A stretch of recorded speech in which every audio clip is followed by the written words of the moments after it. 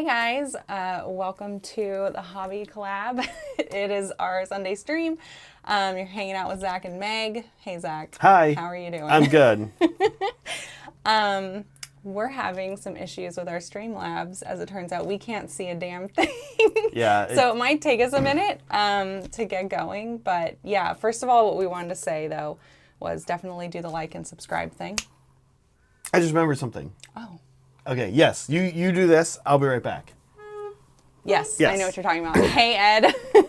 I know exactly what he's going to go get, and it's because you showed up that that he remembered.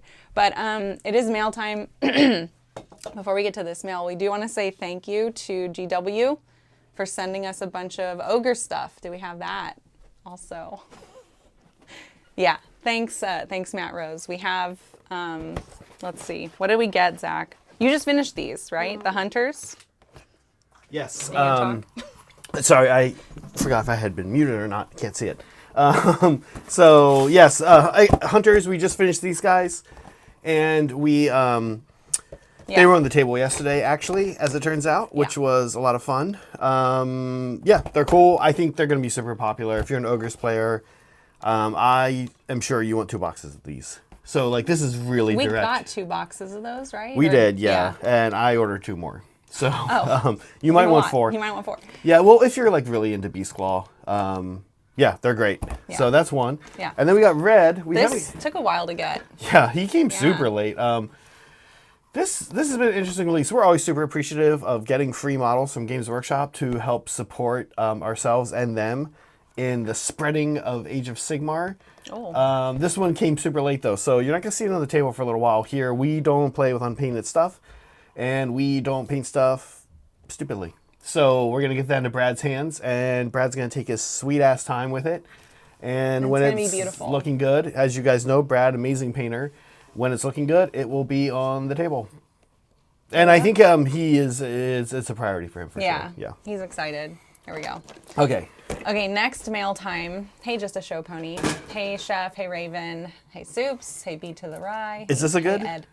Yeah, this is mail time. This is mail time? Oh yeah, can't you tell? All right, I can't see anything. I was at Old Town Throwdown last week, and it was a lot of fun. I ended up going 3-2 with Seas of Sigmar. Whenever I go 3-2 down there, I'm like, okay, like that's what I feel like I should be doing. But my goal is to do better than that. However, that's really not the best part of going to Old Town Throwdown. The best part of going to Old Town Throwdown is the friends. The friends, and I'm being serious. It really is. No, seriously. You know, also that's why I was mostly sad about not going. A few really nice things happened. I'll chat real quick, Meg, if you don't mind. I don't mind. Thing number 1 is Tom's wife, Hannah, who's a wonderful lady. She's so helpful. She said something, she gave a nice heartfelt speech, and she said something really funny that sometimes I think kind of happened to you too, Meg, maybe even back to like Fault Line time. She was like, you know, when I first started this, I just want to help support Tom. Yeah. And I thought all of you guys... I know that story. I thought all of you guys were kind of like... A bunch of fucking just nerds who played with these toys. But she's like, but the more I've been here, the more I see how you're really friends and you care for each other. And she's like, it's just really great. And, you know, Old Town's is a charity. And it actually raises quite a lot of money. Yeah. And then Tom said something real quick in passing, which was, I don't know if anybody caught this, but when he was doing his end of the game thing, end of the tournament thing, he was just like, I like doing this one because he's like, you guys don't argue. I don't have to deal with it. You guys don't argue. And you know, he's brought up before that. Yeah, I mean, you know, when I was at Worlds, the arguments, like calling a T over, they're not arguing, like in general, the Sigmar community is really good. But like, Tom just doesn't get called over that often. And what he does, like every time I've called Tom over, me and John Yang, the guy who played round 1, we called Tom over. John was arguing in my favor for a rule. And I was like, no, I don't think it works that way. And I was like, I think it works and it will benefit John. Like we called Tom over. Who was right? Do you remember? John was right. It benefited me. Like I was like saying a rule that like should have given me a benefit. And John was like, no, it doesn't work that way. It works this way. You get this thing. And I was like, no, I don't think so. And I was like, well, let's ask Tom. And John was probably like, why? Well, like, I'm trying to give you a benefit, but I don't know. Like, and he's like, no, you're right. John's right. You get this benefit. Anyway, like, but I've seen that before. Like, that's kind of how it works. Like, it's a nice community. And so the other nice thing is meeting new people, including, I didn't get to meet Eduardo. From Mexico. We are sponsoring this event. Yeah. We'll show it in a second. Yeah, and but he gave us candy. That's what we're getting to. I'm going to tell Eduardo a weird thing that will only make sense to him. Yes. I'm going to have a phone conversation with my sister after this stream, so that'll only make sense to him. But here we go. And you, a little bit. Okay, so he gave us some candy. He gave us some candy from Mexico. We make fun of other people's candy. We did it with the Brits. Yeah. We did it with the Netherlands, right? Polly sent his shit. Yeah. We're going to do it again to Mexico. Have we done Canada? We haven't done Canada. Somebody said they were going to send us Canadian candy, and then it never happened. We can just get it from a soy. We can, but it's better when they send it, hoping that we'll love it, and then we rip into it on stream. Yeah, it's much better. So we're going to do that, Edward. You're not. Yeah, but you're not. You're not special. I'll be honest with you. Real quick though. Also, I grew up with Mexican candy, so I'm probably gonna like all of it. The track record here is Netherlands. Polly gave us stuff, right? He's actually not Dutch. He's Swedish, and I think he has a lot of opinions about Dutch candy because Sweden. We still made fun of their candy, right? Because Sweden is famous for their candy, and they have like a day of the week, Saturday, where they all eat candy. What? Yeah, they have like a candy day. You just eat Friday candy. Or Saturday? Yeah. As a thing. Yeah, you go and buy like bulk candy. So, no, Polly hates Dutch candy. That's fine, I just think the idea of like a bunch of adults going to a candy store and like, we're doing candy day today. That's like a Swedish thing. So weird. Okay. All right. So we kind of make fun, but usually it's pretty good. All right, so this is the starting one. This is Tamarine. We'll just do this throughout the stream, right? We're not going to sit here and try all the candies before we move on with our lives. There's only 3. I don't know. Yeah, we're gonna do this throughout the stream. Okay. Yeah. Oh, okay, right. This is it's like a little gummy encased in. And it's covered in, what is it called? Tahine. Yeah. It looks like tahine. Tamarind. But it's in Chile. Yeah. Chile. Chile. Oh, this is not the texture I was expecting. I like it. Yeah, I like it. Mm-hmm. It's like powdery. I thought it was going to be a gummy. I feel like I'm just eating sugar. But with like tamarind. Yeah, I like it. This is great. Actually, this is great. Okay. That was gone fast. Yeah. I kind of like that. I liked it too. It's kind of clean. Yeah, you got the little, not very spicy, great. Not too much spicy, a little bit of sweet, a little bit of sour. Pretty great. That was pretty good. Yeah, thank you for the mail. We'll try the rest of your candies. Don't worry. There's one each more. Save it. Yeah. Some of these I'm very interested. Well, one of them. This I won't like. I know I won't like these. You and I'm like, this is not something I think Meg and I would like. It's although just I was like gel, right? I hate like sugar gel, but that's fine. We'll get it. Guys, we have a new non-cultist goal, like we do every Sunday. Help us hit 10. That'd be great. I don't know. We can say super. No, fuck it. No, I'm saying we want some new non-cultists. Damn it. Okay. We do that every Sunday. It tells us that you actually like want this show to exist. So it's kind of important. If you guys have a free Amazon Prime membership to give away, now's a good time to do it. Anyway, yeah, thank you so far for the candy, Eduardo. Yeah. Eduardo actually picked up Best Painted at that. That's with right. His Lumineth. Did you get a picture of his army? I did, but to be honest with you, there's a lot of them in our server already that he's posted that are significantly better. Oh yeah, that's right, the bubbles. Oh, the bubble machine is on it today. Look at this. This is good. This is good bubbles. Holy heck. I did a good job. Oh my God, this is amazing. Whatever is going on right now, I want this bubble energy forever. It's so good. Oh my God, it's getting on my models. Oh my God. It's so good. It's too many bubbles. Wait, is it going to stop? No. Wait, really? I don't know what's going on with it. This is really, there we go. Wow, that was that is a lot. Was a really long time. That was a long time. Now you don't have to take a shower. I wasn't going to anyway. That's great. Tahine salt on a margarita is so much better. Yeah. It is. You know what I'm not a fan of? We were just talking about this. I saw a chart even in the U.S. 3 ways that people eat watermelon, or 4 ways. 4 ways. Nothing on it. Yeah, that's how I eat it. Salt on it.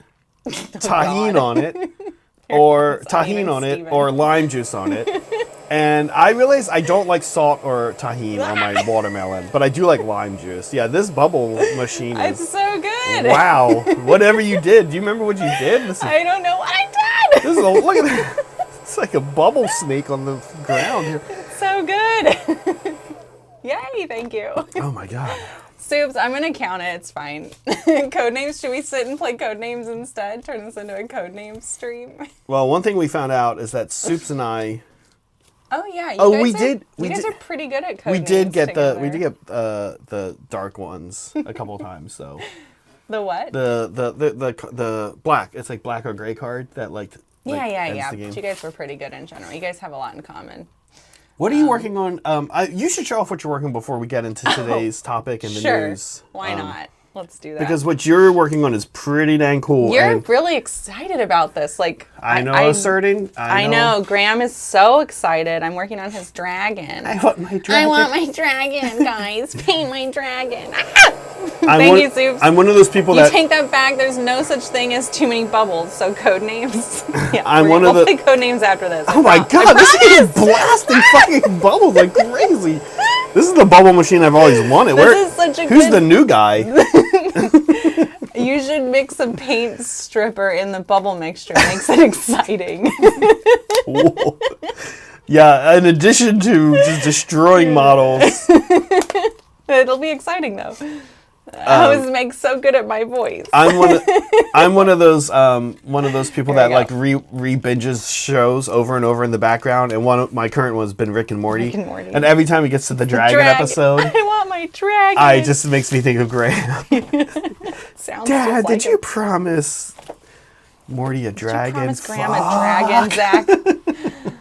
Anyway, Broken chat. Bubbles, not a wasted free chat. Sorry, the free chats don't work. Haha. Nice try. Anyway, I'm lucky that you're the one painting this, and this is amazing. I don't think I could have done it. Why are you lucky? Because I don't want to have to be the one to paint it. Really? Oh man, this is a dream. It's like painting a Carnosaur. It's not that. 3 years. It's in 3 years of membership. It's just my queue and my what else I have to do. Yeah. Yeah. No, I'm excited to paint this. This is like calming for me to paint. I'm like, cool, I get to enjoy myself today. Yeah. I'm just working on skills. But anyway, so I'm working on Karzai. We'll be talking about the new army rules in a little bit. First, we should talk the news.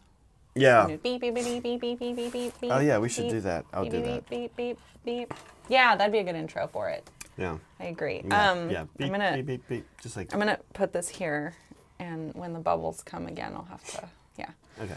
Well, so LVO's happening. Yeah.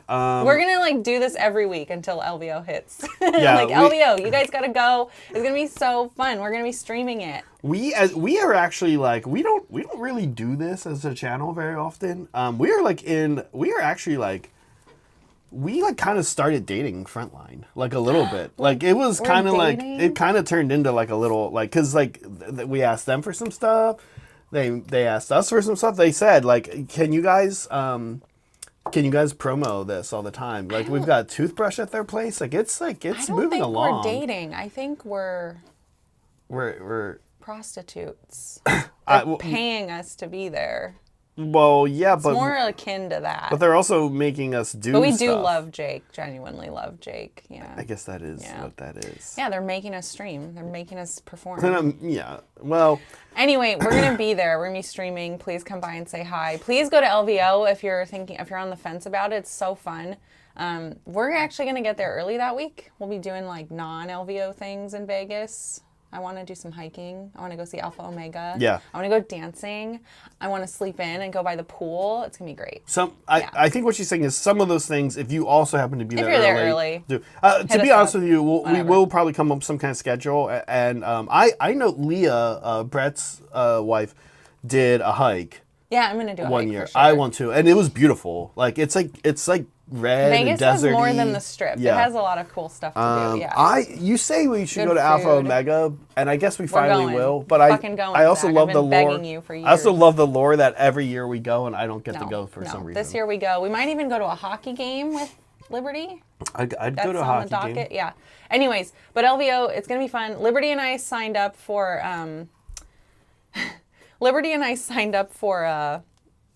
what's it called? Bubbles. A hobby class. Yeah, bubbles. We're getting blasted in the We're face about with- to get with blasted soapy with some bubbles. But Hey, I will just add real quick about LVO. Mm-hmm. We've said it before on this channel. Mm-hmm. The city of Las Vegas has incredible food. yeah, Yeah. I was saying that. Yeah. Yeah, don't go to the strip for food. You go off the strip and there's tons of really good food and stuff to do in Vegas, yeah. So hopefully we'll see you there. You can come bother us, please. What else? We are sponsoring this event in Mexico. And there's a rumor that somebody from the cast might be going. We'll Not see. yet. We don't know. It's just a rumor. Also, But yeah, there's still plenty of spots left if you want to head to that. If you are thinking like, why don't I go to Mexico? You should go for this. Eduardo is one of the organizers. This is killing me. The bubbles are so good. they're so good. You've been to Mexico, but you've not been to Mexico I'm in City. the Ensenada. Okay, Eduardo, you know that's garbage. Like, it's fine, right? It's like the touristy It's part of touristy. Mexico. Yeah, It's yeah. right across the border. It barely counts. Yeah. Yeah. So, Oh, hey, Drew. yeah. Hey, Drew. Hey, Dad Mel. Yay, bubbles. Yeah, let me give Chef some credit really quick for that. Yeah, thank you, Chef. Yeah, thanks, Chef. Yeah, so we'll see. I'm kind of figuring out I'm if gonna I might be able to change make this. it down to that event.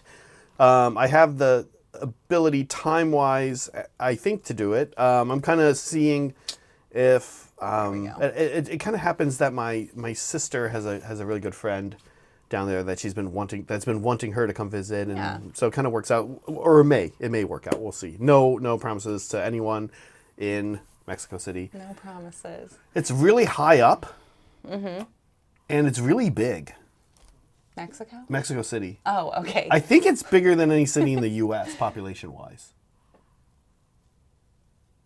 Is it? Okay. I think so. Is it bigger than New York Hey, City? Worm Boy. Yeah, I think it is. Anyway. Yeah. But you guys should head over. We're gonna sponsor it. There'll be price support. Also, listen, real quick. If you're in California or Texas, not that far. It's not that far. Not that hard to get to. And it is not actually $800. All you need is your real ID. It's not $800 American dollars to go to the event. I know you need a passport. I lied. That number is there. Well, see how it says MX I know. in the front? That's what I'm saying. Mexican dollar. But I forget that they use the Mexico and the U.S. and Canada all use that same the dollar sign, symbol. Yeah. Yeah. It's not $800. Also, we're not sponsoring this, but shouting it out because it was posted by Clayton in our Discord. He's an event organizer. The Miscast Monthly AOS RTT is happening down in Clovis. So if you're in Central California, that happens every month, it sounds like. And there is information and links to it in our Discord. So I think check that out. Drew's gone down there. Graham and I should get down there for one of these. These are Miscast, great guys. We have some. Should we tell our fun Miscast news? Also, we'll tell. It's kind of goofy. Oh yeah, Zach, you're joining the Miscast. Yeah, I'm not joining. You're miscast from the Hobby Collab. At AOS Teams in November. Yeah. Not AOS Teams. Old Town Throwdown Teams AOS. Yeah. I'm actually gonna be on the Miscast team because Meg took everybody. There's only like 6 Hobby Collab people that want to go, and I ended up being the odd man out. Everyone wants to be on Team Fun, of course, because of the I don't think they keyword care. fun. I don't think they care. I Zach think they doesn't know how to have fun, No. so he's going to join the Miscast Try Hard team. Tad. He's going to be baiting with Tad. Yeah, Tad. I've never not been the team captain. Now You're just a scrub. I'm a scrub for Tad. Don't screw it up for them. You're going to embarrass us. Yeah. All right. Anyway, that's kind of exciting. I hope I get to play you guys. All right. We've got some workshops happening. I can lose to Graham at a whole different part of the state. If you're a mandrel, you'll have access to this vein workshop at the end of the month. Talked about it a lot. Timbit's going to be guiding it. Sarai will be there to answer questions. That's going to be exciting. And yeah, you can have your hand held through the process of painting veins with the super glue effect. If you are a mandrel. Or lightning, yeah. If you are a mandrel. If you're a mandrel. You should go to this for no other reason And to harass Sarai. than the fact that Timbit and Sarai, I've only seen them together once at Adepticon last year. Pretty funny duo. They kind of both release a lot of snark in each other. Yeah. It's kind of It's funny. going to be great. Yeah, it'll Yeah. be a really good class. You should definitely check it out if you're a mandrill. If you're not a mandrill, you should become one. More mandrill classes coming up. We have, like, there's a lot of hobby stuff happening, right? We are hosting again at the end of this year. We have a while. You guys have some time. The Merit Painting Challenge. So you get awards based on your merit. It's not you versus someone else. If you're in a certain, if you do a certain level of paint job, whatever, you get the award. Anyways, and so we have a series of classes to help ramp you up. If you're interested in partaking in that and you're a mandrill, you'll have access to these. We just did a level up your ideas. It was a discussion. It was like how to get your head in the game and pick what your project's going to be, how to design it. Devin gave a lot of input and advice. You can actually catch that recording. I did it. I edited it. It's posted. It was posted yesterday. So if you're a mandrill, you can go check that out. It's really short. It's under an hour. Yeah. And I have all of my chapters in, so it's easy to skip around. We're going to have a photography refresher. So Big one. we'll want you guys, if you're going to participate, take a picture of your photography setup. Take a few pictures with that setup. We'll take a look at that in advance, and then you'll get some feedback on your setup and see how Devin does his. And then in November, you'll have there's a class where we'll do a feedback session. So anybody who's working on a project, you bring it, you'll get feedback live. So that way you have room to grow before December when we actually have the judging. So there you go. That's coming up. That's for mandrills. If you're not a mandrill, now's a good time. You can kind of see what's up in the queue for you. We'll have some other classes along the way as well. Meg, is the painting competition, that's not only for mandrills? No, the painting competition's for everybody. We're just giving the mandrills some extra classes to help support their growth. That wasn't me As a thank queuing you you. up. That was really, I didn't know. No, it's definitely open to everyone. Yeah. Can You I don't enter? you don't even have to subscribe to the channel to join it. What? Can I? Yeah, why not?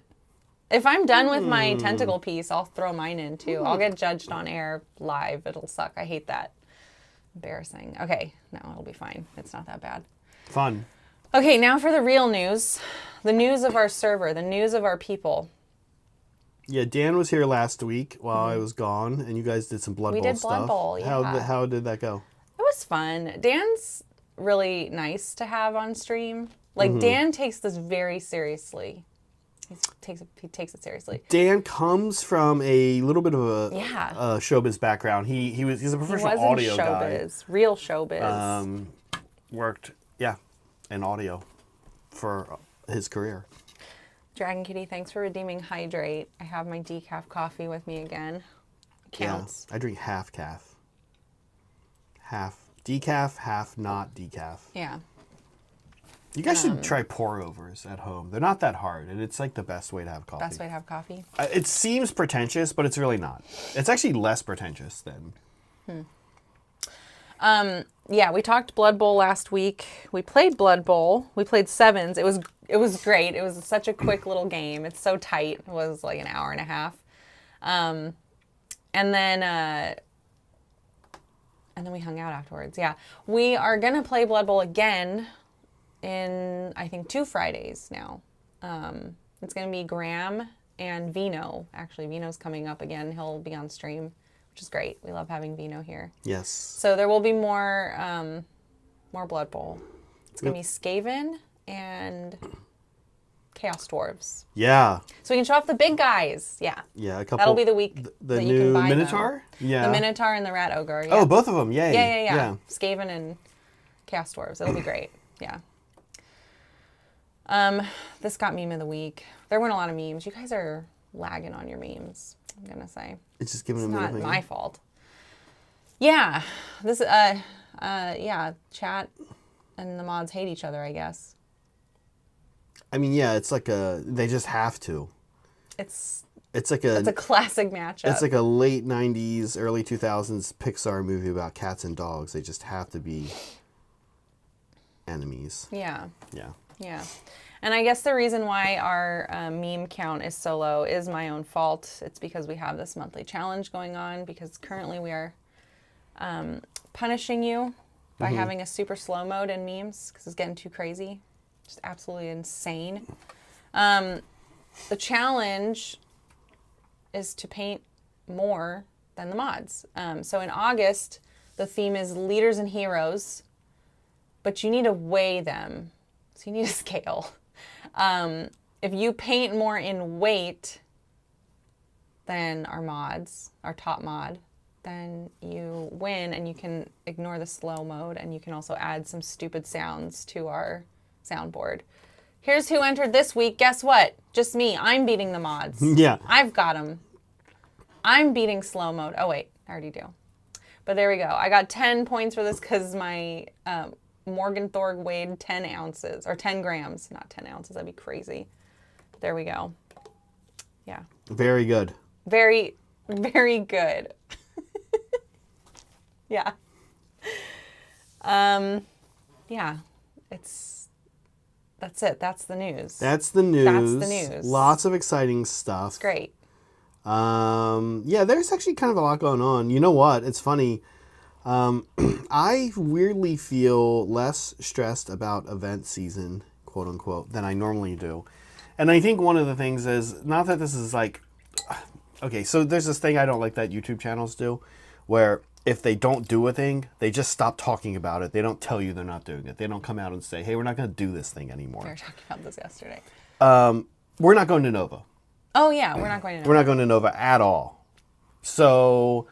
this is the first year in a long time that none of us have gone to Nova. Yeah. Because you went, we didn't officially go last year, but you went for fun. I went. Yeah. So I feel like I want to say that, because if you're out on the East Coast and you've seen us at Nova in the past few years or hung out with us, that's not going to happen this year. Not this time. And for that, I apologize. I think I don't really have to give a reason, but there's just a lot going on, honestly. There's a lot going on. And I think, though, it is helping me not be stressed about event season, weirdly. I don't know why. Nova was always kind of stressful. For some reason. Because it's expensive. It's bizarrely expensive. It's really expensive where, like, the location and, I don't know. We didn't stream. So, I don't know. It was weird because you and I would go. Like, I might do a class. You would do your tournament. We had a lot of fun. We have fun. But it was a lot of money to spend on not participating. 2 years in a row, we were going to stream it. And then they canceled. Then didn't get streamed. Yeah, well, and I'm kind of like over that. I like Nova a lot, especially for the painting. Yeah. Like the Capital Palette's really good, and I would like to participate in it, but I won't be this year, which is fine. I don't have anything for it. They but also, next year I would like to. Last year I did the RTT, which I really like. I like when events have an RTT. Like one day. Yeah, but they do two things that kind of drive me nuts. The RTT is great, but they did an 8-round event. I don't want to do an 8-round event. I'm not doing an 8-round event. I will do an 8-round event if I'm in the top 8, if I'm in the final cut, the final day, right? Sure. I'm not doing three more games in a non-winning bracket. Like, yeah, okay, call me a blueberry boy, whatever you want. And frankly, at that size, with that many people and that many talented players, ridiculously unlikely I'm making a top 8. I'm not making a top 8 at Nova anytime soon. So I don't like that. No, not the RTT. He's saying he likes the RTT way of doing things because it's not 8 games. Meanwhile, at Nova, they have an RTT historically the day before. I think it is, I forget when it is this time, but it's weird. The RTT, rather than being one day, it's like, I'm pretty sure I'm not making this up. It's spread over 2 days, three rounds over 2 days. And I think the first round, I'm not joking what I'm about to tell you. I'm pretty sure, if I remember the schedule correctly, the first round of the Nova RTT for Sigmar is 7 p.m. at night on Wednesday. And then I think the second round is 11 p.m. at night on Wednesday. And then I think the third round is, I don't think I'm making this up, 7 a.m.? Or like super early on, like it really is awful. Like maybe someone can check really, it. Truly it might awful. It might be one on Wednesday night and then 2. Like I wouldn't really do an RTT that way. It's very odd. It looks like they kind of had the. I'm sure that they didn't do. I'm sure they're not happy about this. I'm sure they're not. In other words, I'm not going to say whoever organizes this was like. I'm not going to be like, oh, they're dumb. What were they thinking? I'm sure there was something that forced them into this. But I'm a little surprised at that point. Just don't have it. Like, it looks insane. I saw it, and that was the icing on the cake for me not to go. I was like, all right, I'm not going. I'm not doing this. Well, hopefully they'll do better next year. But I mean, I do want to go next year to paint. Yeah. Like to enter the painting stuff. But yeah, not this year. Flying Rook really liked 7s. I'm glad you liked 7s. I'm always happy when someone's like, oh, I love Blood Bowl. It makes me really happy because I love Blood Bowl too. Yeah. And he wants to know if you're going to talk more about your experiences. What do you mean? What does he mean? For Old Town? Old Town. Maybe, yeah. But I'm going to, for now, throw it on the topic. Yeah. For today. We have... army rules. Yeah, we have something new, and I kind of want to talk about this a little bit with you guys who are in chat, because I think that... I want to open this up with a question to everybody in chat who's been playing Games Workshop games for any amount of time. Oh, yeah. Do you guys... Something interesting happened this year for Sigmar, because I know some of you are here more for hobby and less for Sigmar, or just the community vibes, and don't follow Sigmar news as much. And I know some of you and describe that. Actually, I think I'm literally just describing soups. So anyway, those of you who follow Sigmar news, some armies, including Deepkin, my favorite army, just got like new rules, added to them. Quietly.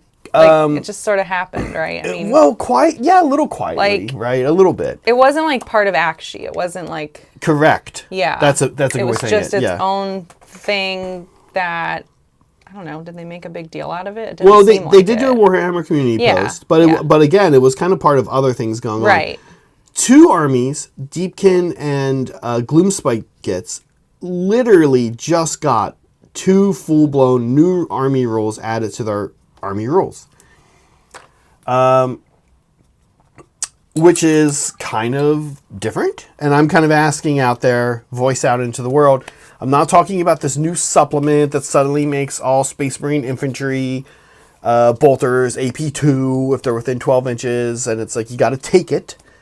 I'm not talking about a seasonal change in rules that adjusts anything like this. I'm literally saying, have they ever just said, okay, this army needs a new rule set? Here it is. Mm-hmm. Soup says, this same thing with 40k2 actually. Stealth dropped rules, changes in the apps on top of changes they had announced. Yeah, well, that's a little weird. Yeah. But it's 40k. Is this, do you guys feel like, Soups, you're saying, I'm kind of curious if it's sort of the same thing I'm talking about, where they're literally like, you know, take Space Marines and be like, okay, Space Marines now have a new rule where if they're on objectives, they're plus... you know, their OC or whatever gets higher or something like that. I've not really feel like I've seen that in my time in 40k, which I haven't played since I didn't play during 10th. And I don't really feel like I've ever seen this in Sigmar before. I don't feel like I've ever seen this in a 40k game. Like really, literally just like, like if we could reprint, think of it this way. If we could reprint the Codex or the Battle Tome, we would. That's kind of what this type of rule is. Like we would literally go back and add this on paper. Have the book. Yeah. Right. With this. So I think it's interesting, and I'm historically, you know, we've used points to... Yeah, like, do you think it's like something that they were... Like, the book went to the print... I'm wondering if it's like something they would have... Like, they intended for the book and it missed it, or they sent stuff to the printer and then they kept play testing and realized, like, oh, we actually should change this. Like how does this happen? You know, in the case I'm so curious how this happens. In the case of... So 2 armies got full-blown new rules. We're going to talk about those. And 2 armies, Crewboys and Seraphon, got one of their existing rules changed hyper-aggressively. Yeah. Like, so much so, we're going to talk about those 2 as well. We are, and we do have a poll going. Which army do you think got the coolest rules? Please check. Yeah. All right, so the question kind of is, do you guys know? Like, has this happened before? Like, have we... Get him. Have we ever seen, like...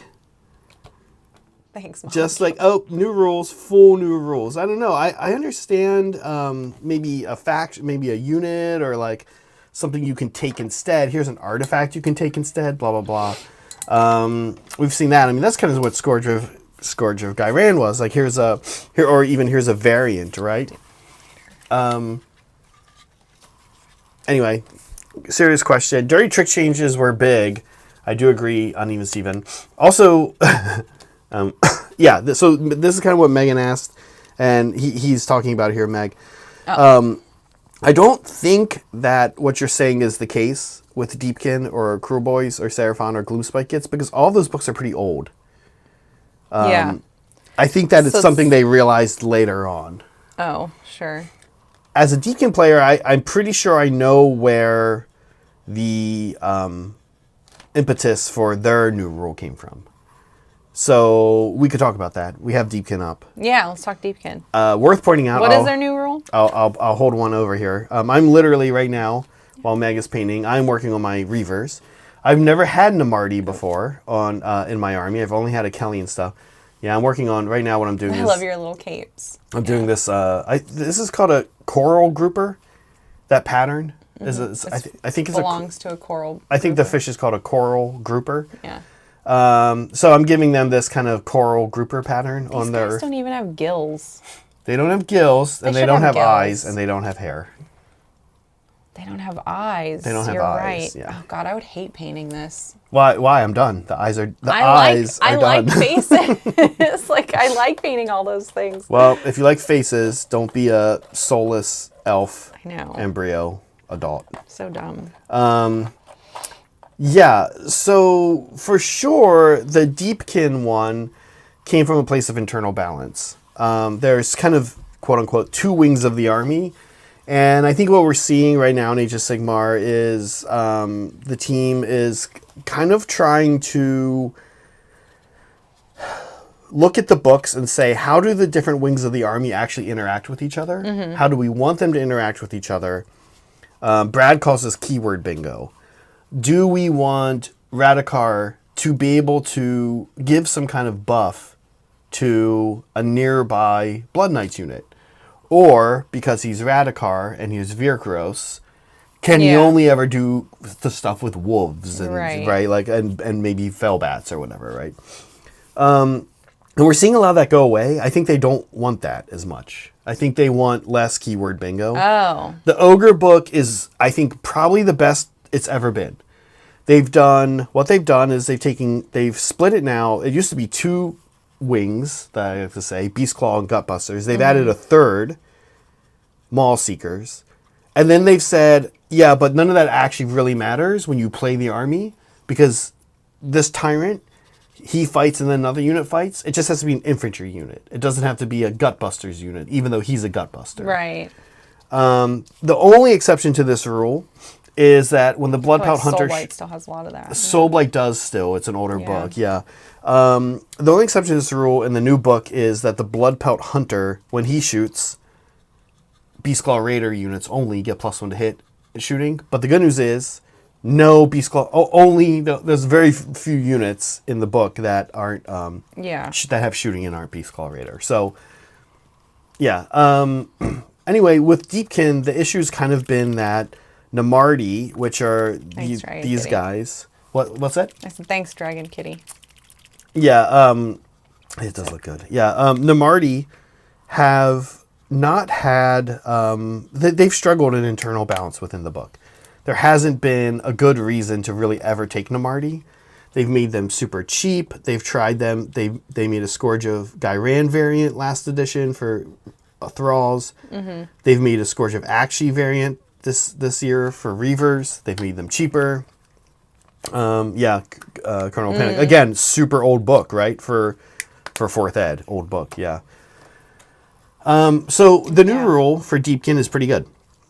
What happens is when an Achelian unit shoots or fights, a nearby Namarti unit can then take an action. So if, let's say, fighting, and actually the picture you picked here, the Achelian King, the seahorse, he's about the best example, I think. One of the best examples for the combo you would do with thralls, which is that he fights, and then right when he's done fighting, a nearby thrall unit in combat can fight, and they also get +1 attack. Oh my god. And what's even more cool about this with the seahorse is that he also bumps their rend up 1. Namarti are already rend 1, or thralls are rend 1 with anti-monster and anti-infantry, which increases them to rend 2. And then this guy increases them to rend 3, oh my god. +1 attack. So I'm actually, I was already excited about Reavers anyway, but I'm very excited about Thralls now too. This guy fights, and then you get 60 attacks if the unit's at full health. Jeez. From Thralls that are 3s, 4s, rend 3 into infantry or monster. Like, that's a lot. Into little infantry? Oh, man. Yeah, like if you went into like Chosen, they'd all have defense, be on 2-ups. They'd be taking 5-up saves against 60 attacks. Like, they're in trouble. Like, so this is scary. This is pretty good. This is super interesting. I hate it. Rend 3 is wild. That's almost, I mean, the catch here, the net is that you wound on 4s. And there's a couple ways to get around that, but not really in Deepkin. So, it's good. Now, what I'm working on is fun because what I'm working on is the Reavers. Yeah. You've never had little foot deepkin. I've never had foot deepkin. The Reavers are the archers. The Whisper Bow is their weapon. It's a short range weapon. It's 12 inches, 2 shots each, 3, a typical elf bow, 3, 4, rend 1, crit auto wound. But what's cool is, so you can shoot with a shark or a turtle. Mm-hmm. And when you're done shooting, then these guys can shoot in covering fire. So the turtle shoots, or the shark shoots trying to drop a charge die. Yeah. And then these guys nearby can shoot, but they don't suffer a penalty. They don't get -1 to shoot in your turn. And they can shoot anything. Now, they're probably shooting the same target because they're short range, but still, like, I think it's working. John Anderson, who is a good Deepkin player, just got 2nd place at Lone Star Open with using this. Yeah. So, like, and also Lone Star Open was won by Gloomspikets, who got a new rule. Yeah. And Old Town Throwdown was won by Seraphon, who got it. So, like, these are actually working, it seems like. Nice. At least in the hands of good players. So, kind of interesting. And, I think that the new Deepkin one is pretty cool. If you're a Deepkin player, you should get excited. You might be like me, and you might not have any Namarti. Because, quite honestly, they really have not been good since 4th has started. But I think finally they have some at least interesting options here. They've also not gone up. They've been dropping in points forever because of how bad they are.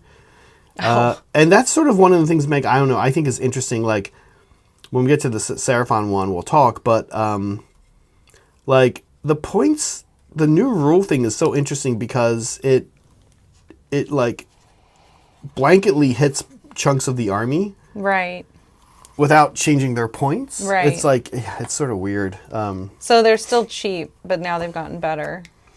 Is what's happening? Somebody, yes. Somebody over there, and my guess is Matt Rose, said something a lot of us feel like I know we've been saying for a long time. Oh, yay, that's going to be amazing. Just a show pony. Hopefully you have a seahorse. 60 thralls left from 3rd. Seahorse or Icon of the Sea is really good, also with them. Or no, Icon of the Storm. Well, probably either, but I think Icon of the Storm a little bit better. So, like, I don't know how you guys feel about this, but a lot of times GW likes to try to change things just with points. And I think that is not a bad idea at all, but it often just won't work. Like, it's like... often just won't work. You know what I mean? It's like, I don't care how many points you make this thing, it's just not good. It just sucks, yeah. Like, I don't want to spend any points on it. Can I have it for free? Yeah. I'm like, let's make Annika like 20 points so I can take her. Yeah, she's really not good right now, right? There's not... Just these little, like, characters with little missions usually are just too one-trick pony. I'm like, why would I... Like, Annika doesn't even cast a spell, right? So... And they do stuff like that where it's like, guys, she is a vampire. I don't know why I would spend 100 and whatever points on her when... I'll be lucky if she gets to do her thing. Right. And, like, I can't even use her to claim an objective because she'll just die. Like, I don't know. Be either eye. Well, it's not going to reduce seal spam. At least not for me. Although John's list didn't have any eels in it, and he got second. He went 5-0. But honestly, I'm looking at 3 different lists for Old Town teams, and I hate to say this, but I'm seriously considering a list that's only 12 eels, not 18. Look at you growing up. I don't know. We'll see. I like what Four Revolution said about the AORs. That makes sense. You focus the theme on an AOR, build an AOR for us, and then otherwise, like, do whatever you want. They did a really good job with this in the new Ogre book. Meg and all Uneven. In that they made 3 AORs, each for BCR, Gutbusters, and Maul Seekers. And all 3 of them are like kind of good. Kind of good? Brad and I have been chatting about them a lot, actually. I'm not sure any of them are better than just taking the army rules from a competitive standpoint, but I absolutely don't think if you took any of them to a GT, I think you'd win games, and I think you'd have a fun time. And yeah, I don't think you'd feel like was completely stupid. I'm not having fun because they made rules that are fluffy, but I can't win with them. So yeah, I think Armies of Renown are a cool way to do this. I do like Armies of Renown. It's a fun idea. Yeah. All right, who's next? Oh, look. Speaking of the devil. Yeah. Seraphon. Their update is great. Theirs was the the Great Plan, right? Where you select an asterism. It used to be you had to meet a certain threshold or parameter, whatever, I don't know, before your 3rd turn, and then you'd get your asterism.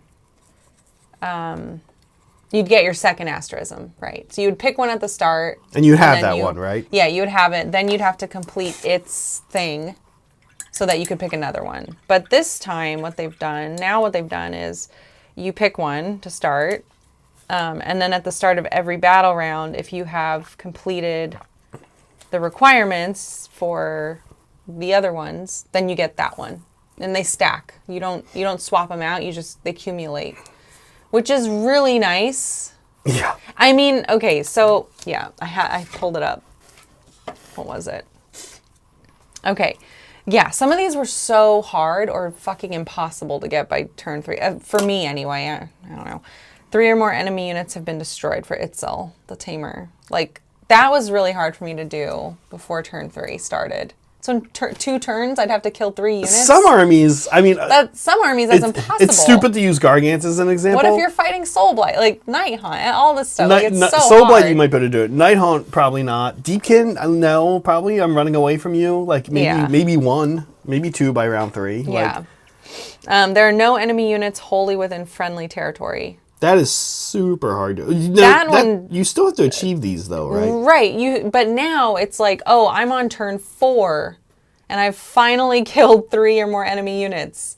I can get this now for turn 5. Like, you know what I mean?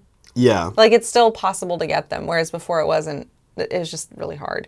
And this is the one I always... Let's see. Oh, sorry. The enemy general is in combat or has been destroyed. That's hard to do by turn 3. Like... People protect their generals. There are any friendly... And then this is one I always took because you would get +1 to your cast. Mm-hmm. That was always nice. Any friendly Slann units on the battlefield and no friendly Slann units are in combat or have been destroyed. Like, that was the only one I could do, like, every time. That's I was like, yes, I can keep Slann away from stuff. Like, that's not a problem. But that's also not the worst one. That's probably the one I'd start with. That's what I was going to say. That one or the move 2. So, wait, what are the perks? It's +1 to cast. Add 2 inches move, which is crazy. Crit 2 hits for Itzel. Which is not just on companion. On companion, which is really nice. Good if you build to get towards something for companion. It's really good on your scary companions, right? They're dinosaurs, Agrodon, so a lot of them.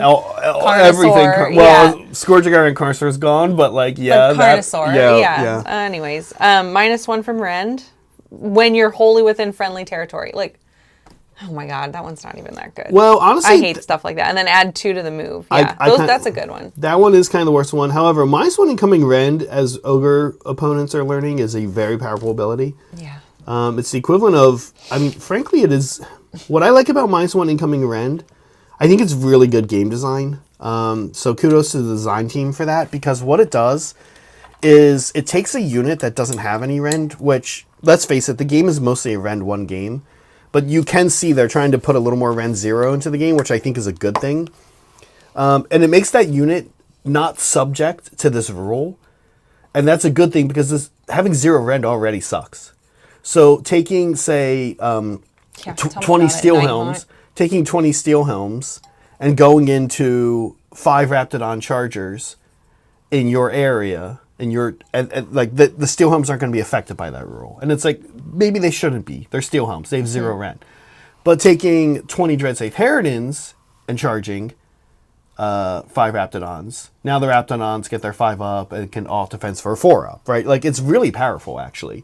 Yeah. But it's powerful against the right people. Yeah. So I think it's very good game design, actually.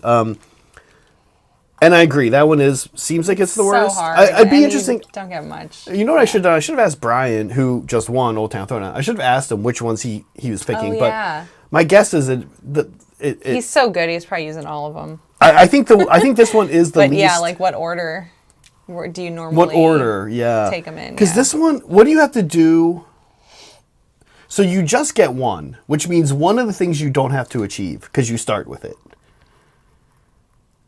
You could easily get not having a salon in combat by round 2, which means you could pick up. So easy.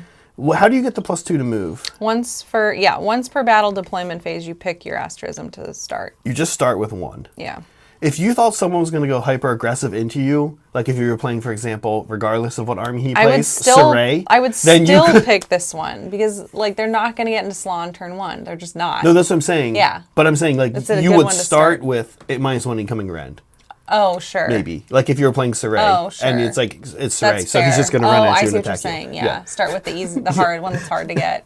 Right. Yeah. Sorry, I'm kind of stupid. No, it's fine. Right. Well, how do you get the +2 move? What do you have to achieve to get the +2 move? That one, I forget. Because that's super that one powerful. is what is that one? Sotech. That one is enemy general has been destroyed or is in combat. It can also just be in combat. Really depends on who you're playing. Yeah. But you get to to decide in combat, that's not that hard. Like, fine, I don't have to survive the next turn, but I can at least get him in combat. Like, that's doable, but I mean, I don't want to die. Because you could, if it's one of those people that's just using like a foot hero or someone goofy like Lady O that you're never gonna kill, you can still just tag her up, right? I really wanted to do the face, but yeah, it kind of depends. Like Karzai, you're not gonna get really into combat with him and survive. Yes, you choose one, complete its requirements to get another. So now the way it works, let's see. At the start of each battle round, so if you pick an asterism that you have prophesized, meaning you've met the conditions. Oh, okay. Like you okay. have met them. Okay, sorry. So I'm saying, I'm describing it totally wrong. It's, so it's turn 2. Yeah. Right? Let's say I've chosen, I don't know, whatever, it doesn't matter. It's turn 2, now I have to pick one. What have I done so far? Got it. Okay. There are any friendly Slaawn units on the battlefield and no friendly Slaawn units are in combat or have been destroyed. Cool, I've done that. So now I get that one. Got it. Okay. Does that make sense? Got it. Yeah. So they're actually not that hard to get in this context. You should be able to get 3 of them fairly easy now. Yeah. Graham, want me to read it out loud again? Just to make sure. No, I'm not being a jerk. Like. No, he's right. He's right. I thought you had. Okay. I thought once you picked. I thought to get it you had to accomplish something, but it's actually you pick one, then you have to accomplish it to get the next one. So. Yeah. Let's see. No, you pick an asterism that you have you cannot pick when you previously picked. If you do not meet the condition below, it has no effect. So I'm picking this at the start of a battle round. I'm picking Sotech the Deliverer. The enemy general is in combat or has been destroyed. I meet the condition, so then I get the effect. Does that make sense? It's confusing everyone now. That used to be that way. It used to be, I'm picking to have +1 on my casts or whatever, right? So by turn 3, the way it used to be was I have to fill this condition by turn 3.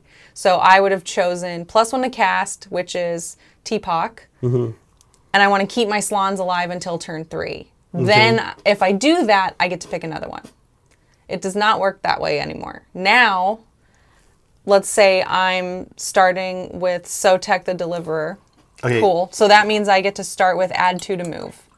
Now, at the start of battle round 2, have I, that's fine. Now I'm picking another asterism that I've prophesied, something that I've done, something that I've fulfilled. Okay. I have kept my Slan alive. There's no Slan that have been destroyed. They're not in combat, whatever. So I'm going to take Teapot the Seer, and now I have +1 to cast. Oh, okay. They flipped it so that you can stack them. I mean, I guess you could have always have stacked them, but yeah. No, you could only stack 2 before because they would only let you choose right. 1 more. Okay. Now it's like I can choose 1 every turn. If I fulfill all these, I could have them all by turn 5. By turn 4. By turn 4, but yeah. Yeah, interesting. By Molecule, he's had enough. He's had enough. He hates Seraphon. He hates freedom. Okay. Interesting. Yeah, it's opposite. Well, now, we haven't played a game with it. Cool. We gotta play games. I know. I haven't done it yet. Yeah. I'm doing Soul Blight first for a little bit. I'm trying to jump back into Soul Blight, and we're expecting. We don't know. We don't know at all when new books are coming out, but we're just like making educated guesses that Seraphon will come out later this year. So I'm like, I'll do some Soul Blight first, and then I'll get to the Seraphon later, hopefully. Anyways, that's how that works. It's great. It makes the asterism thing way more interesting. Well, and then the Aqshy thing they got is I know you have Agrodons. Do you have the Agrodon boss? Yeah, you have an Agrodon. No, I don't. Well, you have the one that Vino made for you, but yeah, but he doesn't match my army. He doesn't match He's your on army. display. He's my display piece. Because the Agrodon boss is. But I'm happy to use it if you'll let me. Well, the Agrodon boss now, what he does is lets the paint. him and the Agrodon unit can deep strike, and they can do it in a weird way. Like they do it after you shoot. Like I shoot, and then you show up 6 inches behind me in my turn. It's like weird, yeah. Oh, okay. All right, who's next?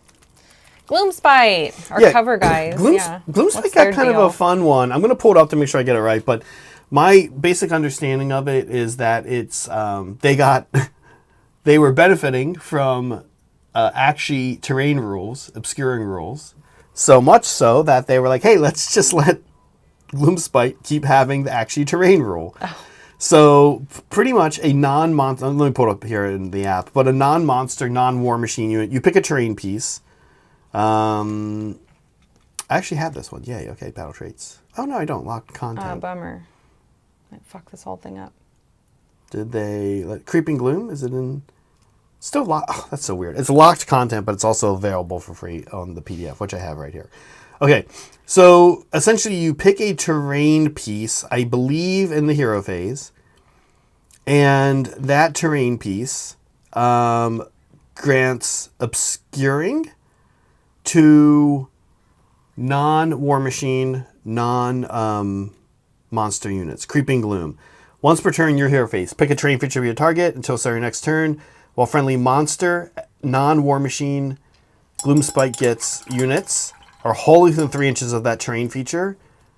Not even within 1 inch, but wholly within 3 inches. That's probably about the same for a lot of units, actually. They're not visible enemy units more than 9 inches away. So not exactly obscured. Would it be bad if spiders got this? No, Graham, it wouldn't. But, like... Poor little spiders. Didn't get any love. What can we expect? Oh, they got big points drops. Well, I don't call that same. love. It's kind of like we were just saying. Like you really can't fix this. I call that phoning it in. Now, Graham, that said, Spider Riders, and I did see some. I don't think the guy who won had Spider Riders, but one thing that is funny about this is There's a few units that need help that doesn't help, including Arachnaroks and Mangler Squigs. It doesn't help Mangler Squigs either, who really need help because they're monsters. So sad. But it does not help a unit that doesn't need help, which is most of Sun Wolves, Wolf guys, okay. gets mob. Most of the, because they're using war machines because they're on chariots. So it doesn't help them, which is nice. But it does, Graham, it will help a lot. I mean, it will help stab us and shoot us. And also, it's almost better that it doesn't do obscuring, because then it would have your range, right? So you can park shoot us wholly within a terrain piece and be invisible. I mean, they'll die the second anything touches. Well, it's 40 health. I don't know. Yeah, it's kind of fun. Okay. Like I said, they won at Lone Star. Only a 40 people person tournament. But regardless, like, not bad. A good early showing. I think if you're a Gloomspite Gets player, this is an army that I feel like has been, to me, two armies have been extremely confusing in the past year, 18 months, as to whether they're good or bad. And I know I'm going to say this, and people are going to jump in and be like, no, they're bad, Zach. But those two armies are Gloomspite Kits and Cruel Boys, which we're going to talk about next. I feel like, these armies are, like, not that bad, but I think in Gloomspite Kits, the internal balance sucks. Okay. Everyone's taking the chariot stuff, the Gits mob stuff. And then shoot is famously worth it. Well, not really, Graham, I guess. It's in the name. I mean, really, it is a little bit of a problem, because really you use them as a screen, which means they're going to be moving. Screeners. You don't super care if they're near. Screeners. Yeah, screen. That's what they should be called. Screen. Yeah.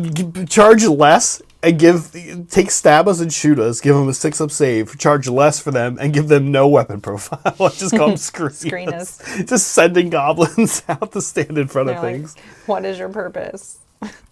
To get shot and die. Aww. Yeah, that's true. The little spider's slingshot ability, he can be invisible and cast. It's cute. And my understanding is the new spell lore is kind of okay, right?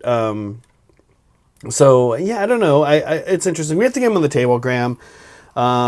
We should do that sometime soon. We'll have to, every time Graham wants to bring spiders, we have to have a conversation about what to take against them, because Graham's like, I want a dragon. I want my spiders. Because the thing is, we have the full army.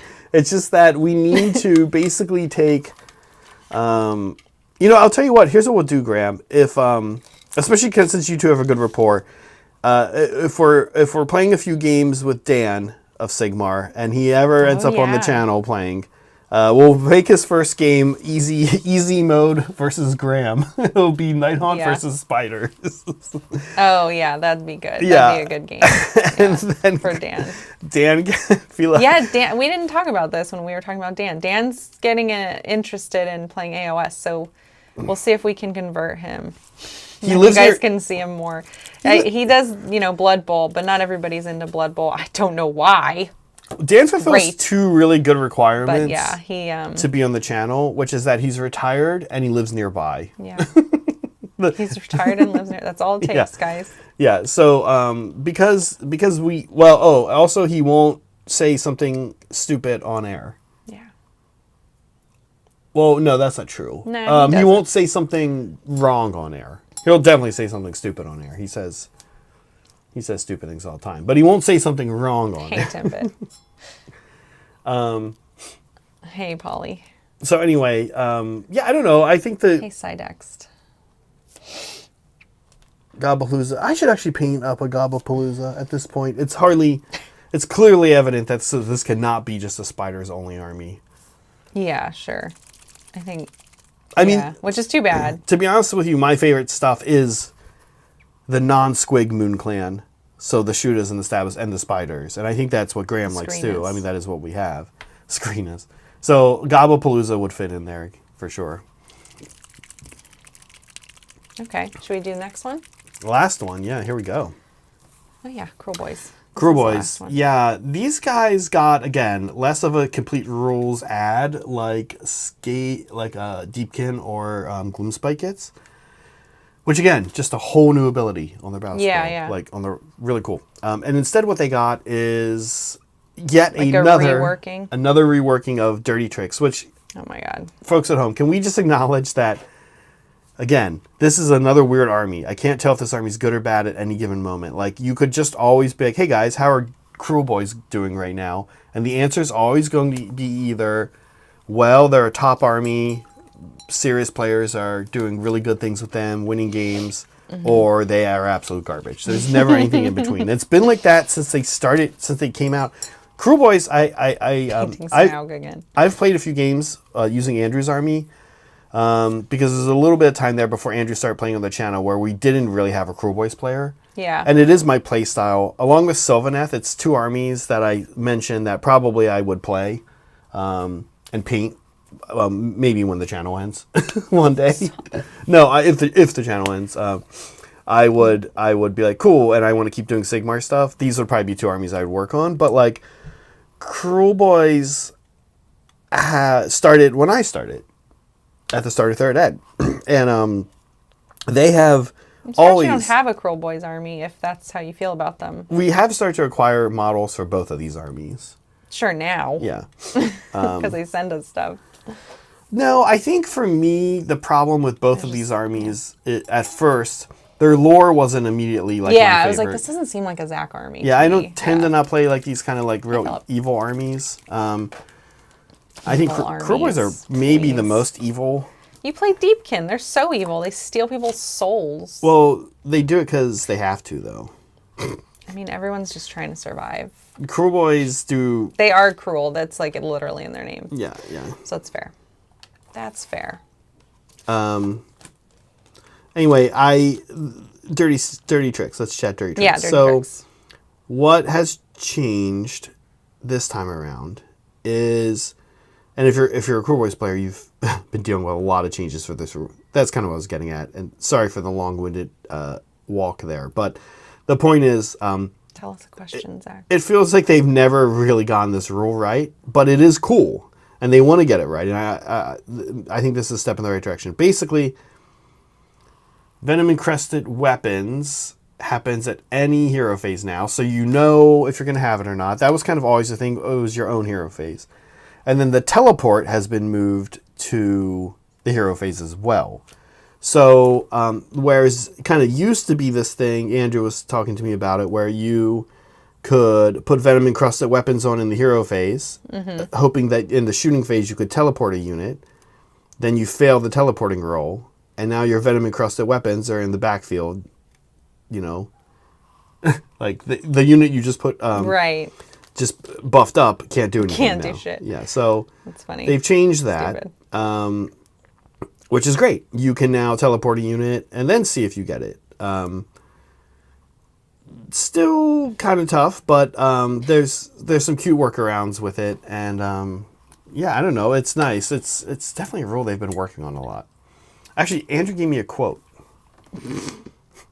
I'm sorry. Is this an Andrew quote or a quote from somebody else that he shared with you? He says, oh, that's the other one. Okay, you can use any number of tricks in a phase.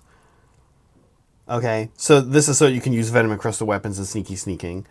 There's a formation, I think this has always been the thing, that you can use the teleport twice. So now you can use it 4 times in a battle round. So you can try to teleport 4 units in a battle round. So whereas before you set up your venom-encrusted weapons on your hero phase and prayed it was relevant when you needed it, now you can react to turn 1 or do a double turn if you need it somewhere else. It's now viable to just use as many dirty tricks as you can versus basically only using venom-encrusted weapons and saving a good roll for the fight's last one. Yeah. So anyway, good for you guys, Cruel Boys players. I know this is what Tad took to Old Town. He went 4-1. I mean, he's Tad. He's good. But I think... That's our Tad Baton. Yeah, I think... you have to say the whole name. Say his name. I think it's cool. It's good. I'm glad Cruel Boys players are happy. Yeah. Because they've been going for a wild ride since this army came out. Wild ride. Yeah. Okay, so we talked about the armies that got stuff, but what about the armies that didn't? Are there any you think got left behind? that should have had new rules? It sounds like, let's see, Colonel Panic says, I'd love it if they redid Skaven's rules. Make our respawn a bit better, for instance, or free. Anything. Oh no. What's up with the Skaven? Skaven for sure probably did. Colonel Panic, I agree. I'm a little surprised they didn't. And then, but I can't talk to it too much because I'm only moderately familiar with the army and I don't play it. For sure, the whole, like, here's a new rule. Oh my gosh, yes. They absolutely screwed up by not, in my opinion.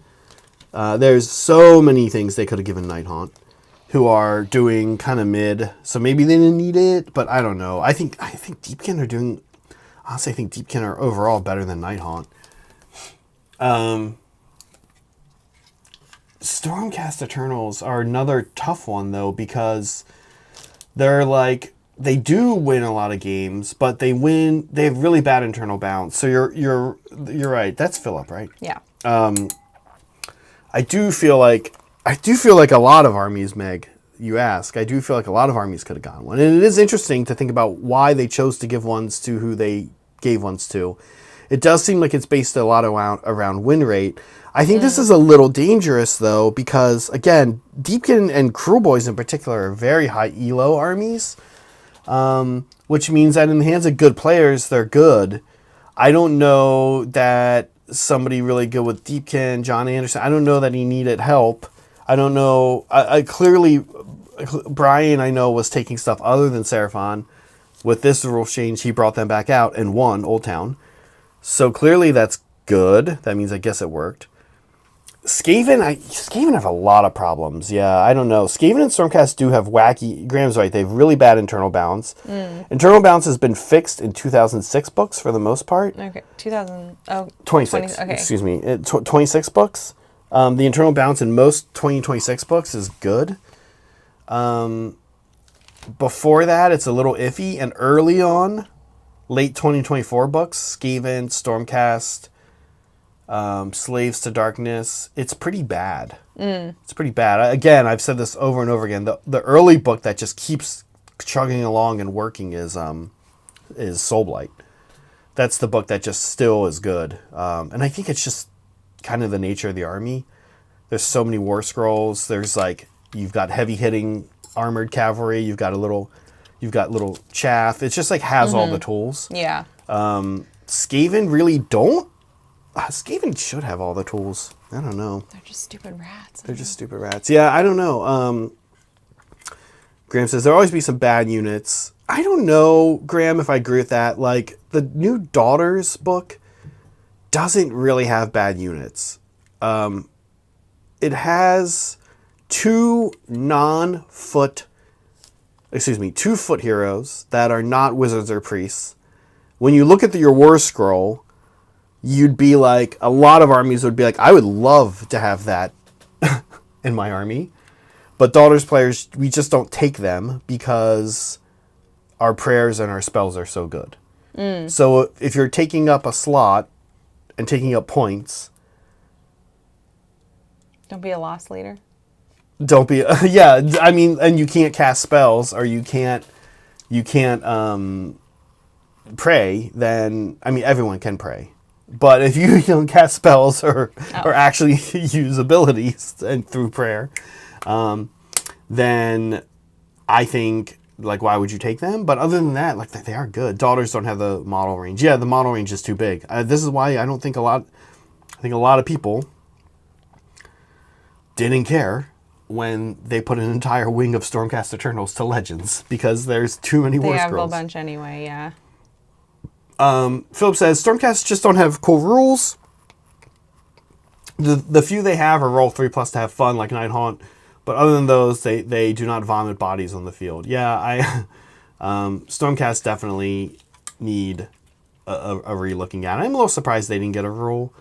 But the problem, though, Philip, is that you can just beat ass with Stormcast also. You can just win. And it's like... Graham took a pretty cool list against me on Thursday that I think was... I think it was fun for him. Fun, interesting, not broken.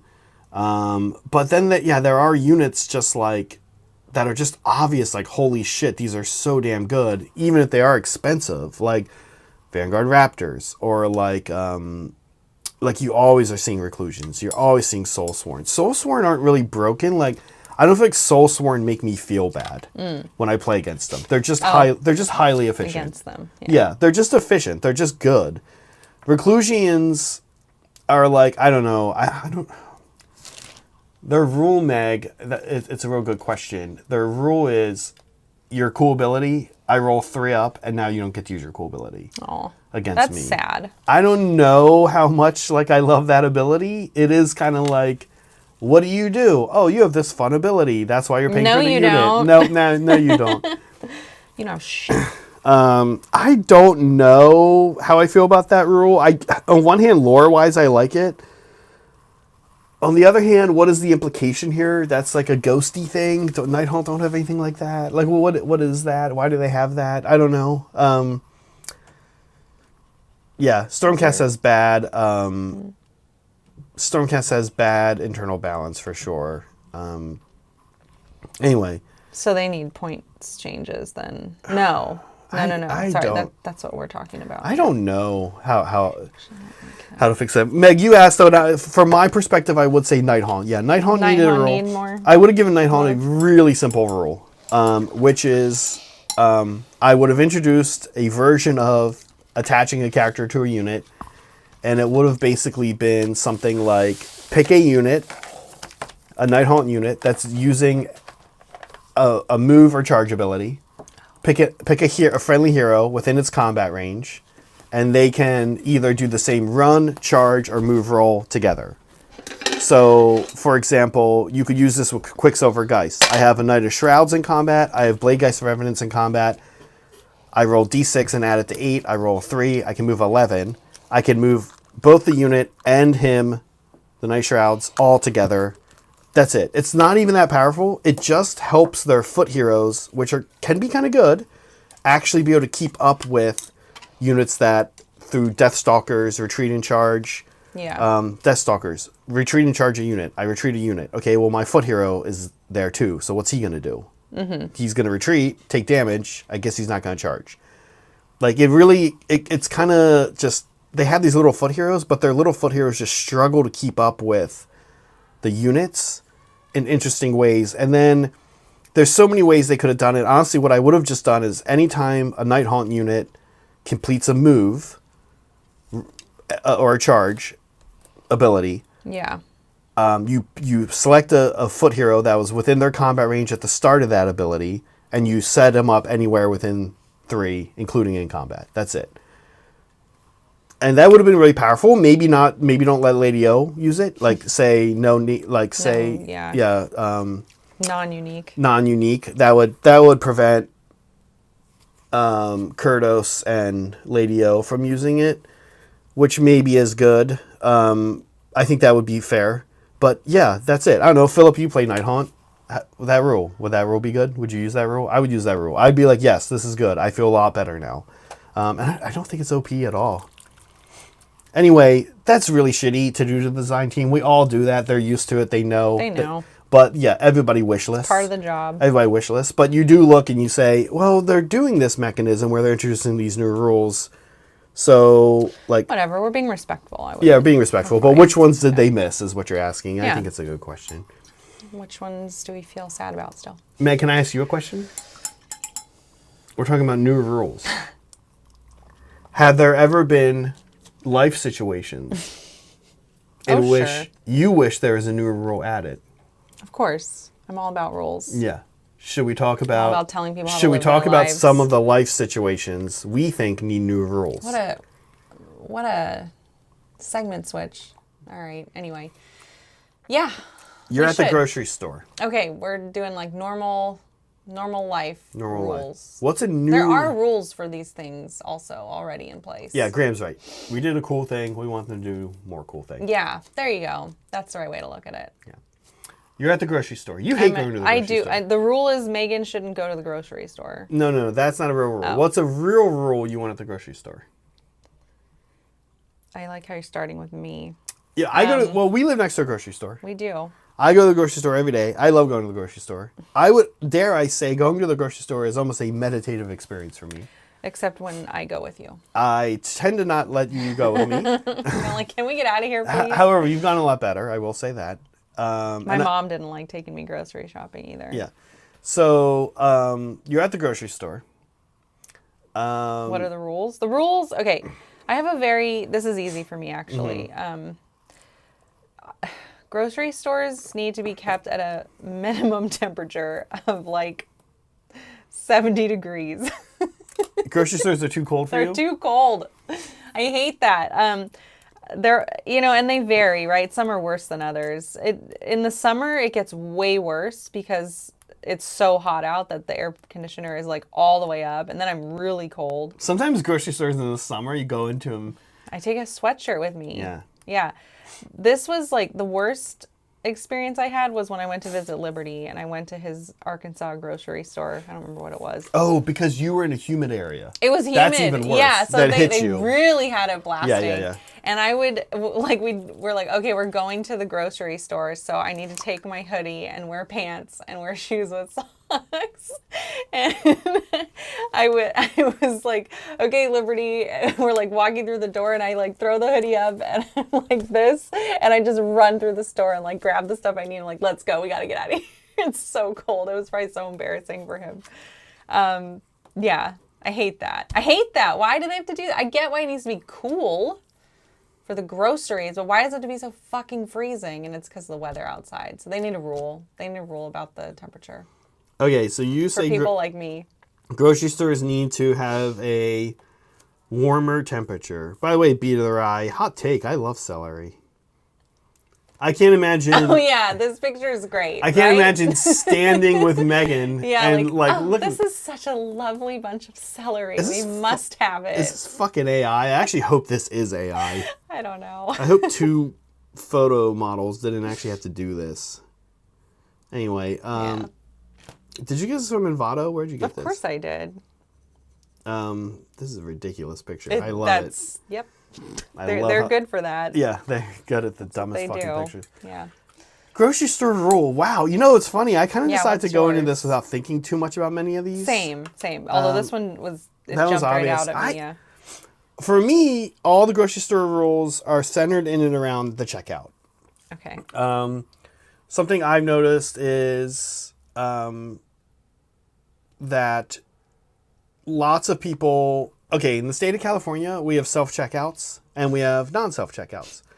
In the state of California, and I'm guessing this is probably other places, you cannot purchase alcohol at a self-checkout. Yeah. This is so that a 12-year-old can't buy a bottle of Jim Beam unsupervised. So yeah, he needs I know a lot of times we don't like state laws and regulations, but I am mostly for the fact that a 12-year-old cannot buy a bottle of Jim Beam unsupervised. What I hate, I don't know how you make a rule around this, is when the lines are long and you look in front of you and there's a fucking old person with 2 items and all the self-checkouts are open. Oh, this is easy. Just I want to just take the old person and just push them over to the self-checkout. And then they lose their shit. Like, what do I do? I can't. You can't just have a separate line that's just for old people. That way they can be slow and stupid by themselves. Stupid and slow people line. Yeah. And then it's and it's like, sir, please come with me. It's like a little need to go to this line. It's like a little super illegal. It's like a little area, and it has some self checkouts. It has a practice self checkout. Yeah, like it has they a practice help you. self-checkout They help you, yeah. It's okay. You go through all the motions out of it, but then your payment doesn't go through. Like, you got it. Okay, now you can go over to the real one. We have a practice. No, I mean that. Yeah, you just have age requirement on your shopping lanes. Oh my gosh. And the old people can pay with a check. Yep. They can do all the things they want. I actually haven't, in the old people mercifully, lane. Chef, I have not seen that in a while. No? I have not seen that in a while, over here anyway. But yeah, oh my God, here we go. Look at there. I love, here we go. Soups really hates grocery shopping. Wow, I love grocery. He's piling on. I love grocery shopping. But I do hate going to the checkout line. No, that said, I'm lucky because I live right next to one. and have like schedule flexibility. I typically can just go at like 1 p.m. on a Wednesday. I mean, I go every day. I usually go at times when there's no that. Yeah. What I hate doing and what I always notice, Meg, is when I go at like 4 p.m. Then it's like, ugh, whenever I go at 4 p.m., I'm like, this is going to suck. Yeah. Okay. I just don't go, and that kind of solves it. Except when you're gone, and then I have to feed myself. All right. All right, grocery store. That's a good one. This is online comments.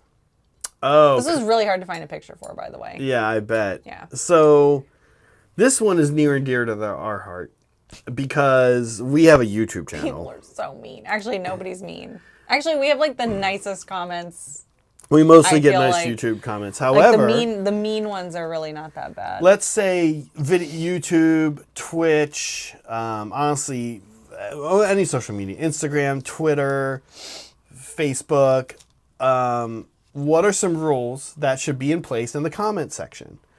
Now, this is really an interesting topic because we're starting to see some divergence among the tech companies about how they choose to handle all kinds of things. I think we all know Meta, and particularly Meta's product, Facebook, to be literally there was just a video of Zuckerberg like can't stop jacking off about how excited he is that he thinks anything goes, anything's okay, right? Like they love this. So we get to see what that looks like, and it's not pretty. It's kind of dumb. Yeah, so okay, Looney says your real name and address should be attached to your comments. An address. Oh, wow. Wow. I wasn't going to go that far. Wow. I was going to say, gosh, I have so many thoughts on this. Number one, I feel like you should be required to spell all your words right. Like, that should be a requirement. Before, okay. Like, and I don't know, again, like, this is like where I'm like, okay, here's the use for AI. AI has to get smart enough to recognize, like, okay, you spelled this word wrong.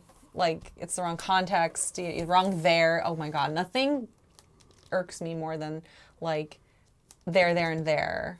Or, like, here and here. Or, you know, those, like, what are they called? Homophones, right? They sound the same, but they're like spelled here different. and here. And... Drives me fucking crazy.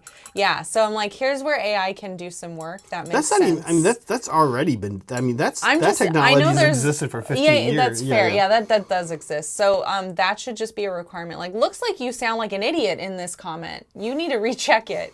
Like, it doesn't let you post it. I get so irritated when somebody's like mad at us for getting a rule wrong or whatever it is, like whatever dumb innocent thing. Right? But like their words are spelled wrong or their grammar's all fucked up, like no periods or whatever. Like you, why would I listen to you? You look and sound like an idiot to me. You need to spell your words right, dummy. Yeah, It's so I'm like, I'm infuriated. I'm like, you don't even deserve to talk to me with that grammar. Yeah, I just hate it. Yeah, and grammar stuff is one thing, and yeah, I know what you mean. I tend to not get overboard on that. I mean, like, here's the thing. So a while ago, I became one of these people that stopped participating, in particular in Facebook, on comments and stuff. And especially like having online arguments with people or anything like that. I definitely stopped that. I'm probably a decade sober on that. Because it's just not worth it. And like their opinion is probably already stupid. You're just fighting with bots anyway now. Yeah, maybe, or like maybe best good luck if you're fighting with a bot. If it's a real person, you know, Jesus. But like whatever. I don't super get caught up on that. I know a lot of people do. Looney loves fighting with people on the internet. I'll tell you a rule. And we actually implement this rule. Yeah, give me a rule. Me, I don't know if you implement this on ours. Oh. But I implement this on ours. So it's already a rule. And you say we have nice comments, and that's correct. We mostly do. Yeah, mostly. If somebody is shitty on our YouTube channel with a comment, you just I just delete it. Like, and you mean really like simple. rude, like people don't have to like us. That's fine. We don't. We have plenty of comments where you can see like, oh, someone just, you know, if it's not has constructive, feedback or like isn't happy about something. But if they're just being rude or making fun of the way we look or like not being constructive. Making fun of the way we look, if it's funny, I might keep it. Okay, but anyways, yeah, I get behind that. If something is just like cruel, yeah, I'll totally delete that. I mean, T Neva in our Discord is famous for leaving a lot of comments. Oh yeah, But he tends to actually not be rude about it. he's So not rude. Here, I'll read one of T Neva's comments. Here we go. Okay, put it out from there. YouTube. Thank you for the free content. But Coochie Dancer, right? Out of curiosity, Ironjaw's turn 2. Why headbutt over the foot? The manifestation of the foot. Mortals versus mortals, possibly versus multiple units, and 1d6 charge for the answer ogres. this question now too. And then he says, myself, foot is my first spell to go for. Super fine. Polite. Yeah, didn't was questioning the decision we made, but was not rude about it. Yeah, totally fine. Or the player made, right? Not Somebody commented on what a play I did on my game against Graham.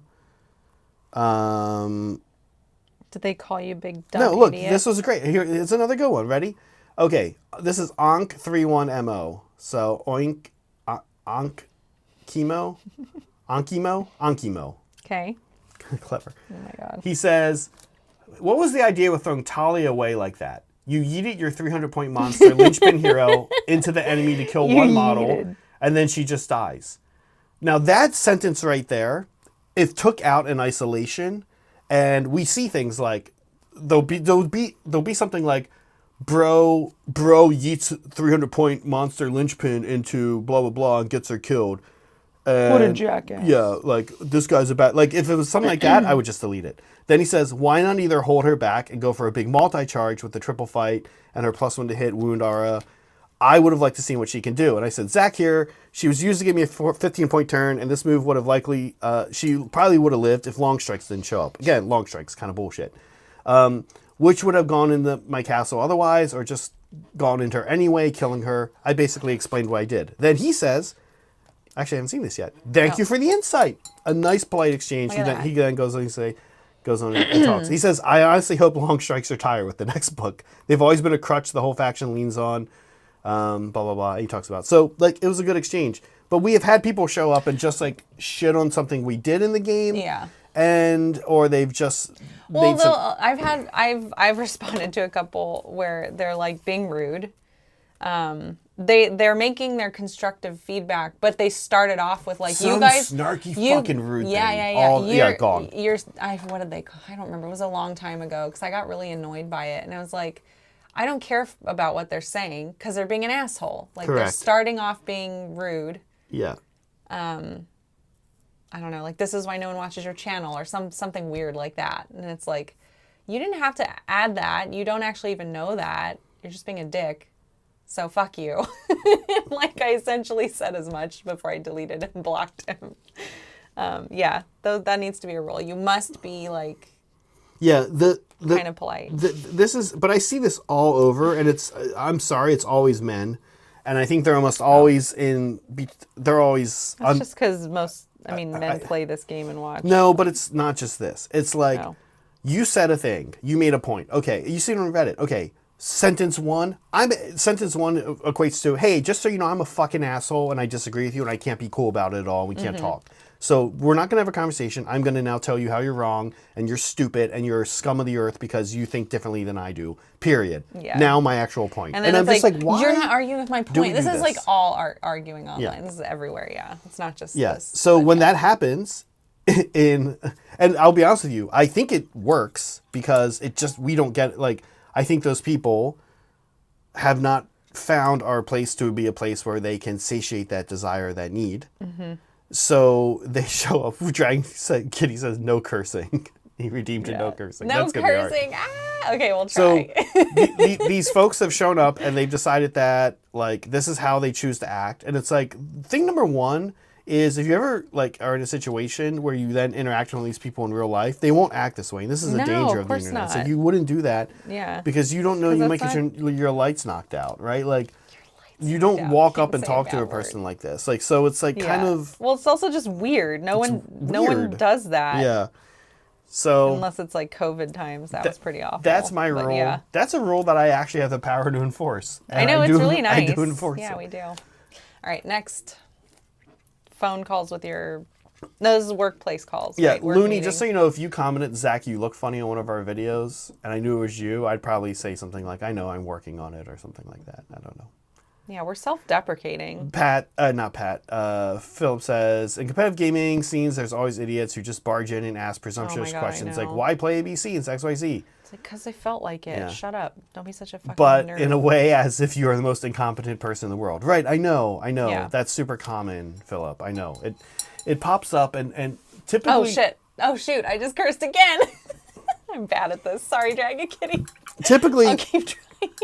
Typically, Philip, what it is nice though. Usually, if I kind of respond and I'm just like, "Here's why," then people are usually like, here's an orange one. It's really great. It can barely be seen on anything. Oh, cool. I just need to write no cursing somewhere. No, this is terrible.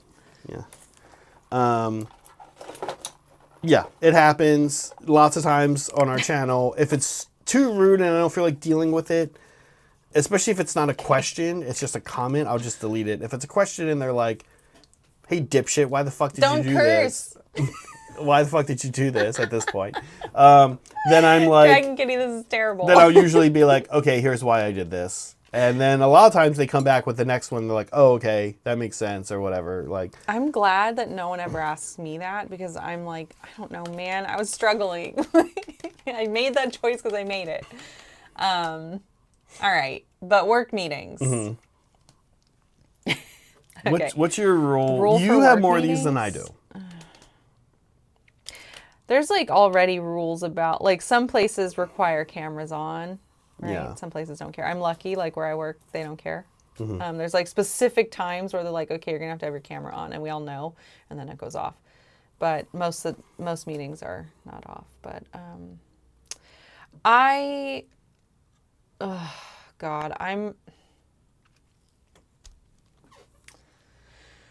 I really hate the top of the meeting when people are filtering in and you're waiting for everyone, like for the thing to start.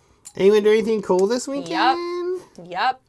I hate it. Yeah, I went up to One person talks. I went up to Point Reyes with my dog. Oh, that's really neat. Oh, yeah, just like go up there and have some oysters. Well, I don't like oysters. Oh, okay. And then we're all sitting there Some and white listening wine, to this, and drink. I'm just like, I don't care. This is what they sound like. Your... I've heard these. Yeah. No, you haven't. I don't. What? Like, of course, I've been in work meetings where this happened. What are you talking about? No, I haven't. Like, I've heard versions of these. Oh. Like, this is just like a thing that happens Sure, where yeah, you're sitting there and got like it. someone starts. That's what you're describing, right? Yeah. Okay, yeah. I've definitely been in work meetings. I know. Recently, I've only worked at the Hobby Collab, but before that, I worked at different places, Sure. and this happens. Yeah. Philip, no, Dragon Kitty redeemed no cursing over in Twitch. That's why we're doing this. Okay, but what was I saying? Oh, yeah, so top of the meeting, it's like, what did everyone do? And I'm just like, can we just, hold? Can we just hold for 5 minutes? And then the other thing that happens at my work is they start on the 5. So meetings are scheduled for the 5 rather than the hour or half hour. Mm-hmm. I don't adhere to this because I think it's dumb. I just start the meeting on the 0 or the 30 and then give it 5 minutes and then move forward. Because whenever we start on the 5, it then takes another 5 for people to filter in and then we start 10 minutes late. And I'm just like, what is the point of this? So anyway, that's a different soapbox for me. But I guess I'll say if it's bad enough that I'm at work, it's bad enough that I have to sit here and listen to this boring meeting. So can we not do the nonsense, like camaraderie, fake camaraderie at the beginning? Like, I don't care. Yeah. I'll have smaller meetings with people. Like, we're close, we're friendly. Like, that's different. But this big meeting where we're all waiting for like people to trickle in, like, please just be quiet. Like, that's my rule, to be less friendly in work meetings.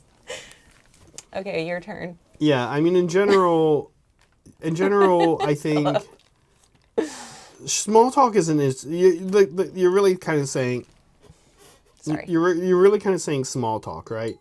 Like, you don't want to have small talk in these really, no. digital meetings, digital video meetings with your coworkers. And like I said, I mean, like, the example is like I was giving is like always what, like, when I was at CSMA, when I was at the school I used to work at.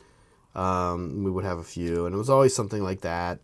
It was always just like the most benign thing. It was like, and like, just like somebody's trying, right? It's usually somebody higher up is thinking this is an example of team building, and I know. like you said, there's ways to do it, but like just the like assumption that I don't know, yeah, like small talk is controversial to begin with, but there are ways to do it right.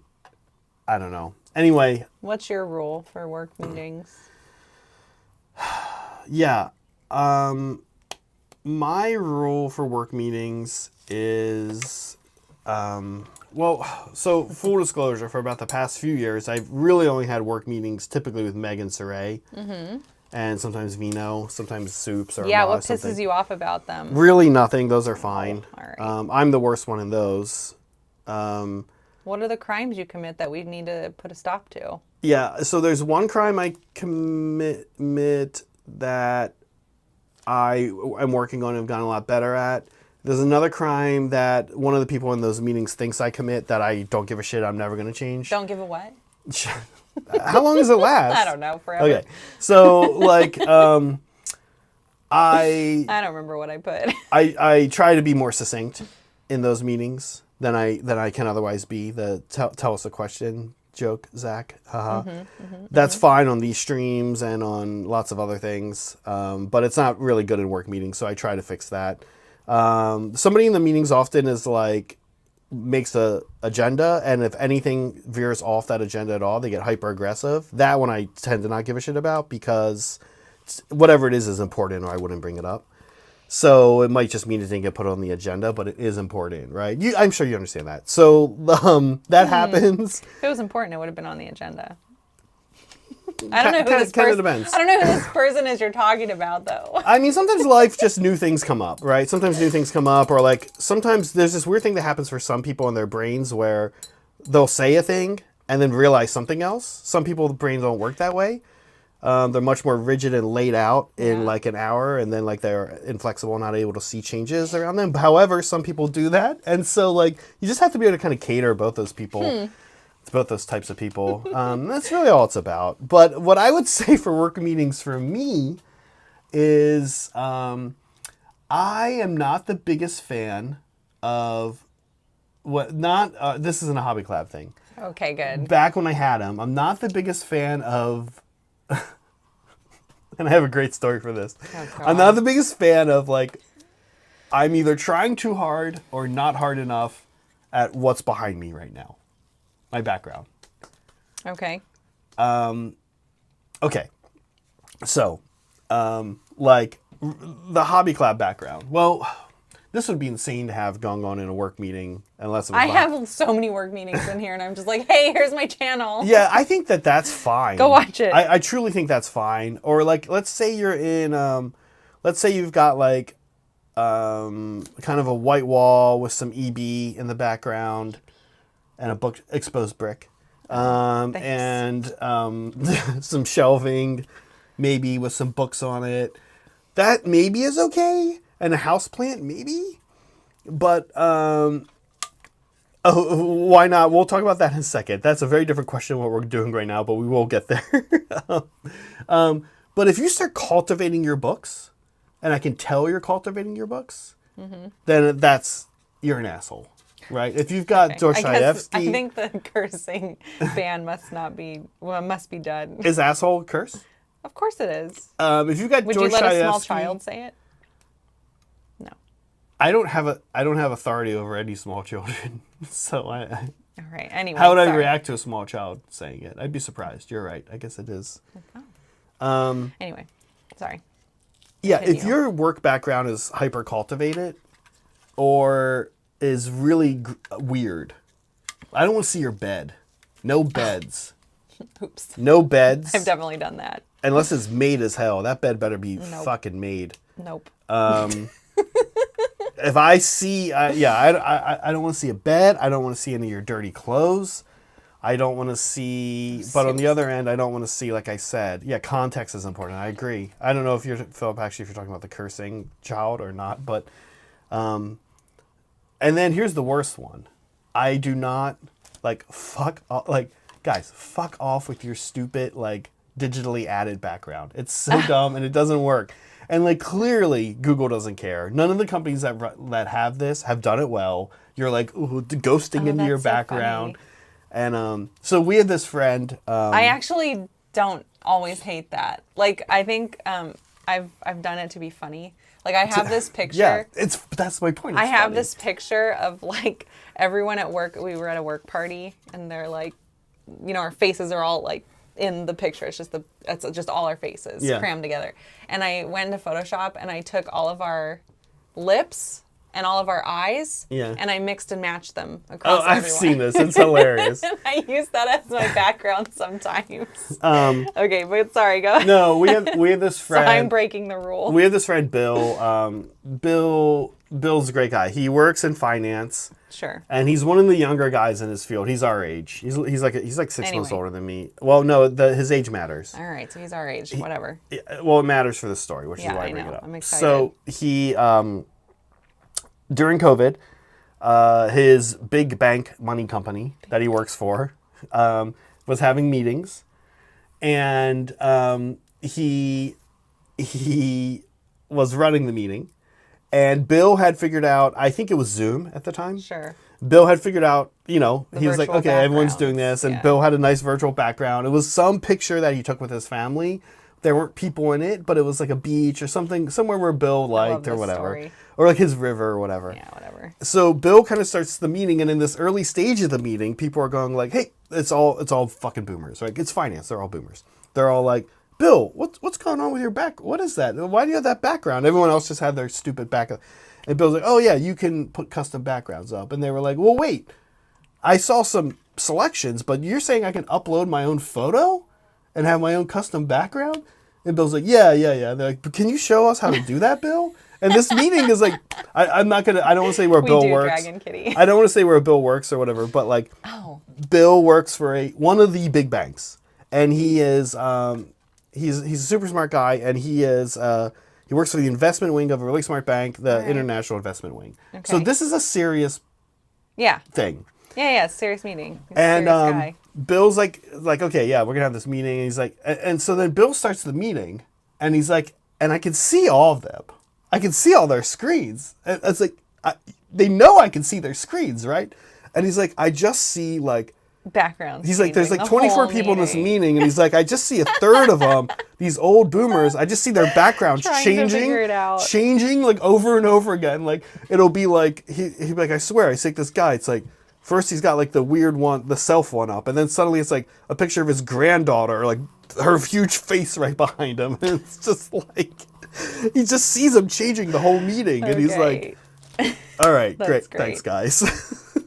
This is like, all right. what? So your rule is background, either like go all the way or leave it the hell alone. Get it? Yeah, and no digital ones unless you can do it right. No digital ones, though. I mean, how do you feel about my digital background that I just talked about? If you're going to be funny, that's fine. It might be a little distracting, though. Yeah, I don't care. Work's boring. Before we do the next one, can we try some more candy? Oh, yeah. We haven't been doing that, I just realized. And I was like, oh, yeah, I want candy because I'm hungry. Okay, this is the weird one. Here, one sec. We're going to go back to... we should do all... I feel bad now for Eduardo. Right. We're going to be here a while. Oh, it's getting late. Okay. Stretch. Pilon mini. Stretch. Sugar. Thank you, Dragon King. Enchilado. Stretch. He's not going to do it. What's sabor a mean? Tamarindo? Sabora? Sabor a tamarindo. With... Does that mean con, with? That's Cone container. Is with. That says C-O-N-T. Contains... No, not that. Oh, okay. Cone is with. I know. Sabor is what? I don't know. Flavor. Is it flavor? Yeah, something flavor? like that. Something, okay. Candy enchilado. I don't know what that means, enchilado. Oh my god. I thought this was going to be like a nipple. It's like a... Oh yeah, it doesn't come out the top? Oh, I guess not. Oh god. This is like... Guys, we're trying to hit 10. 10 donations. It's it's just like tamarind paste. I mean, it doesn't taste bad. No, of course not. But it's just like what, sugar and tamarind? It looks like, do you remember when we were kids in the 80s and there's like all those gross little Play-Doh toys that you corn syrup, yeah. Corn syrup. That you smash Play-Doh through? Chili, citrus. Oh, this thing's hard.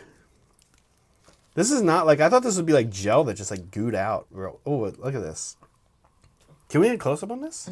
Add it to the winner shot. Can we get a close-up on this? Yeah, I like that idea. Hurry up the bubbles. I don't want to eat bubbles. Ooh, this is so yucky.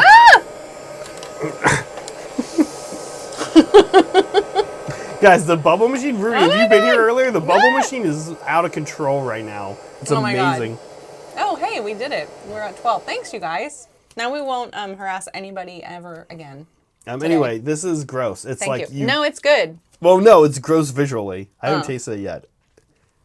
Yeah, I like this one. This is good candy. Mexican candy is great. Oh. Okay. This tastes good. Thank you, Ty, for sending a This is a great flavor. Gifted membership. Thank you, Rudy, for sending 5 gifted memberships, getting us across the line. We hit our goal. They like us. They really like us. Looney. My new rule is Lumineth players stub their toes. He hates Lumineth. And then Rudy got you, Hobby Club fam. Apologies for the excessive bubbles. No, we love it. We love the excessive. I mean, I love how Rudy always apologizes. We made the bubbles excessive. Yeah. Whatever you did, Meg, you killed it though with the bubbles. Okay. Oh man, this is great. Let's go back to it. We don't ever have to come back here again and harass them. Should we just do the last one while we're here real fast? What? Little ash candy. No, because I'm still eating this one. Okay, this one is talking to your family. Yeah, on the phone. Yeah. Thank you, Looney. Sorry about the Lumineth players. You did this morning. I did talk to my dad. My sister actually called me this morning, too. And so we both talked to our families this morning. That's rare. I told my sister I'm prepping for a stream. I can't talk right now, and I'll call her later, which I will do. I answered because my dad never calls me. Yeah. Oh my God, I love this. I kind of love it. This is amazing. We need more of this. Soups! Okay, here there comes more. I'm sorry about Rudy being sorry. Talking to your family. Wait, sorry. In case he's still here, somebody asked about ogres real fast. We play ogres on the channel. Please, yeah. We are an Age of Sigmar. We're in the silly part of the but let's stream answer. Today. But can you go up just a little bit, Meg? I forget what he just. I think he just said. Let me see.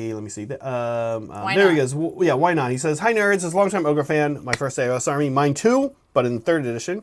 I'm really happy with the glow up they got, both the rules and models. Oh yeah, yes, of course they're great. I think honestly my favorite thing is that there's 3 wings. All 3 wings are pretty interesting. They're viable. I like the way that the lore matches the rules. So like Gutbusters are just big dumb idiots that run and fight.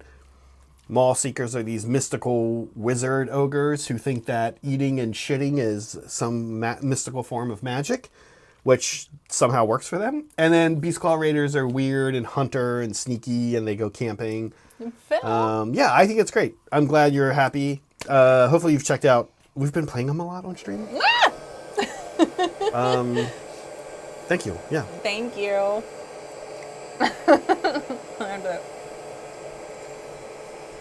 I don't find Lumineth that rough. It's funny how much people. Maybe it's because I'm like Ty and I mostly am just playing John. Is it who's the sweetest guy? Is it just that Looney needs to get good? I can see that being the case. I think the biggest problem in general for Games Workshop and elf armies is that they're really hard to kind of pin down for how you beat them. They don't seem to have like, this is how you beat an elf army. And honestly, right now, the same thing's happening with cities. Here. Yeah, show this, because it's super, ew, it's even more gross. Yeah, yeah. Eduardo, I don't know if you're still here. Eduardo, this tastes very good. It's so good. It is conceptually a little disgusting with how it works. I'm surprised how much I enjoy the flavor. I know. It's so good. Okay, let's get back to the segment because we'll never leave if we don't. We'll never get food. I'm so hungry. Okay, talking to your family. The silly part of the stream is the whole thing. Well, you know, the sillier part of the stream. I think... So we've all had a really rough time in the States with our families. A lot of us. Over the past. Not just the States. Well, I will say, I'll just speak for us. For now. I guess, yeah, over in the UK, they were dealing with a lot of this nonsense, too. Probably everywhere. But anyway, families torn apart for the past decade. I wonder why. And I feel like we should have family phone calls start with like, okay, Bull, how am I feeling about you right now? Oh, interesting. Like, okay, we're going to talk because we love each other and we're family and we must. But right now I don't like you very much. I'm just letting you know. Yeah. I think there should be a status update at the top of the call. Thank you, Looney. GHB should remove rules from Luna. The bow trait section says remove all rules.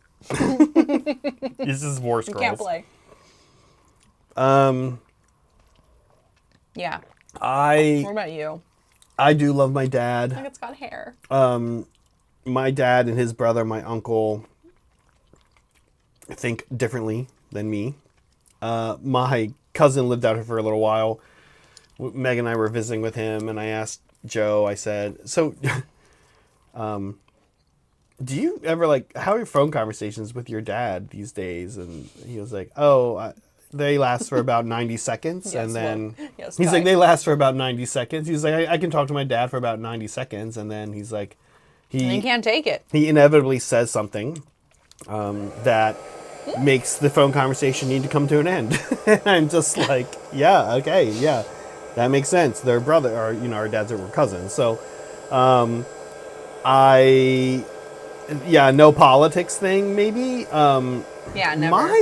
My phone conversation rules with my family.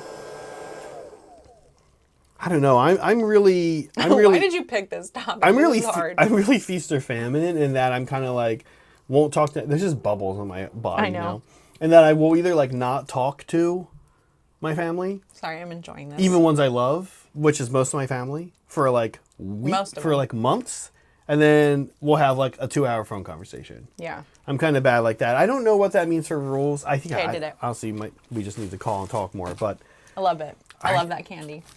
I think diplomacy ranking for all the members Yes. of the call. Yeah, that's pretty Yeah, much I what love I'm that. thinking. Yeah. Yeah. Yeah. Are we done St. with Corgi, family? Phil House, thank you I know, thanks. for sending. Yeah, I did track it. Yay. I'm going to try to get the rest And of I the do have goo- it. I the goo- have. I the think I goo had out of it my- hooked up to the bubbles. Yeah. This is almost perverse. Ed. It's so good. It is. It does taste quite good. We keep saying this, I but know. it is also quite perverse. It's like Play-Doh. It's like playing with Play-Doh. All right. Is It's this like just- last? it's just like- This is the gym. It's like just annihilating a really good blackhead. I made sure to save that comment until after you were done eating it. Okay. We do need the last candy though. Mm-hmm. Okay, the gym. Is this the last one? Is that 5? I can't remember. No. Look how freaking happy they look to be at the gym. Does anybody actually like the gym? You guys, there's some gym rats in here. I know. I on our server. I figured there'd be some opinions here. Yeah. I can't, I'm not a gym like this Finch app, Liberty was posting about the Finch app that I use. It's like a habit tracker app.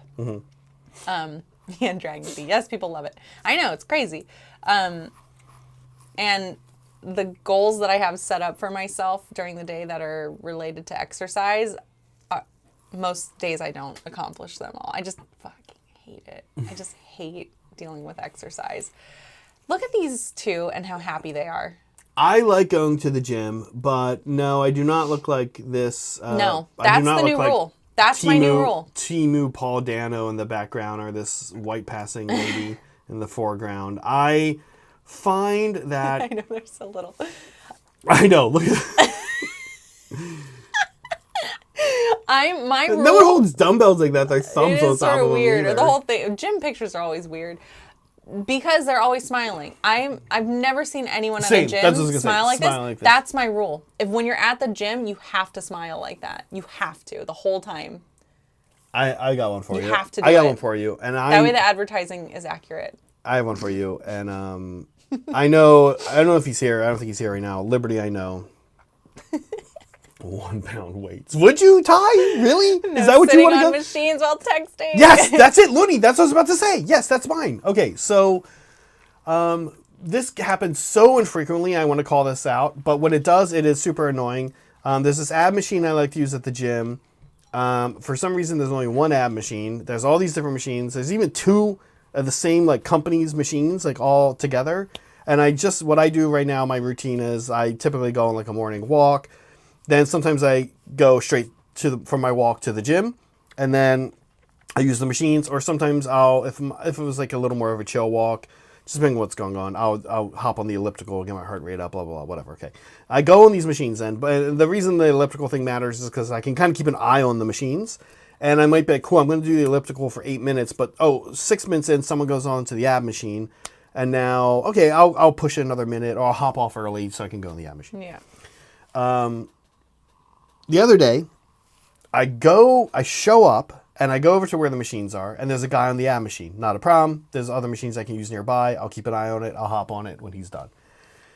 But he's not doing sets. He's sitting there texting, and I'm like, okay, that's fine. He's in between reps, whatever. I do all my reps, and he has not done a single one yet. So I go to a different machine, and he's just sitting there.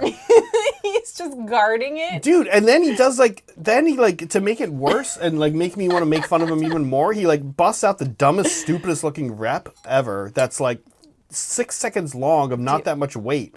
And I'm just like, I almost wanted to be like, what are you doing here? Like, isn't there a fucking... I'd die if someone asked me that at the gym. Isn't there... I'm like, I'm so sorry, I'll never come back, don't worry. Sorry, isn't there a fucking, like, curb you can go out and sit on and do this? Like, you're not actually exercising, and you look like a fucking idiot, and you're just texting.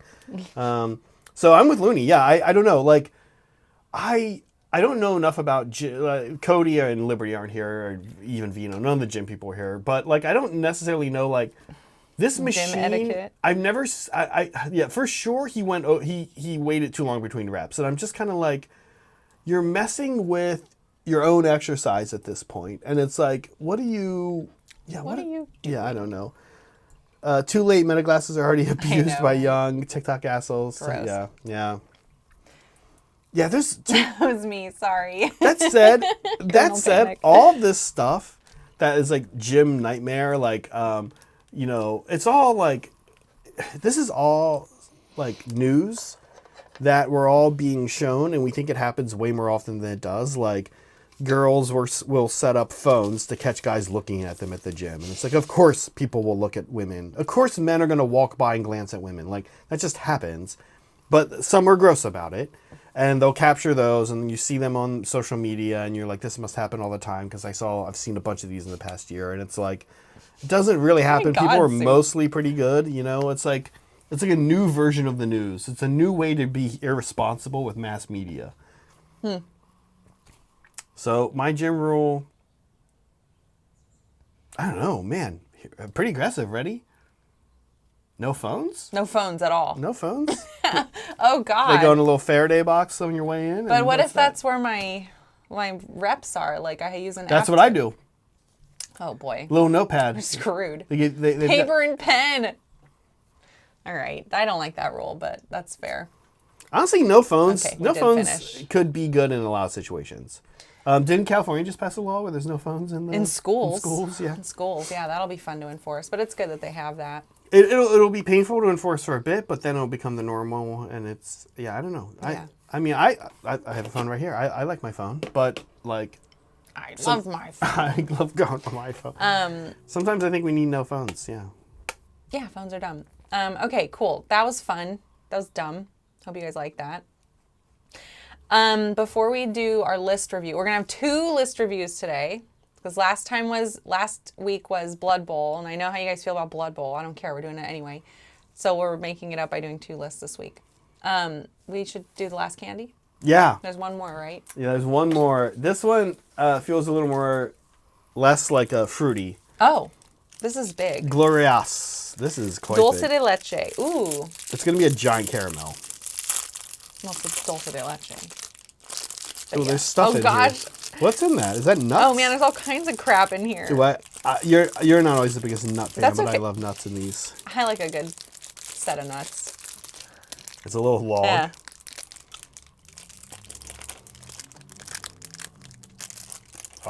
It's not caramel.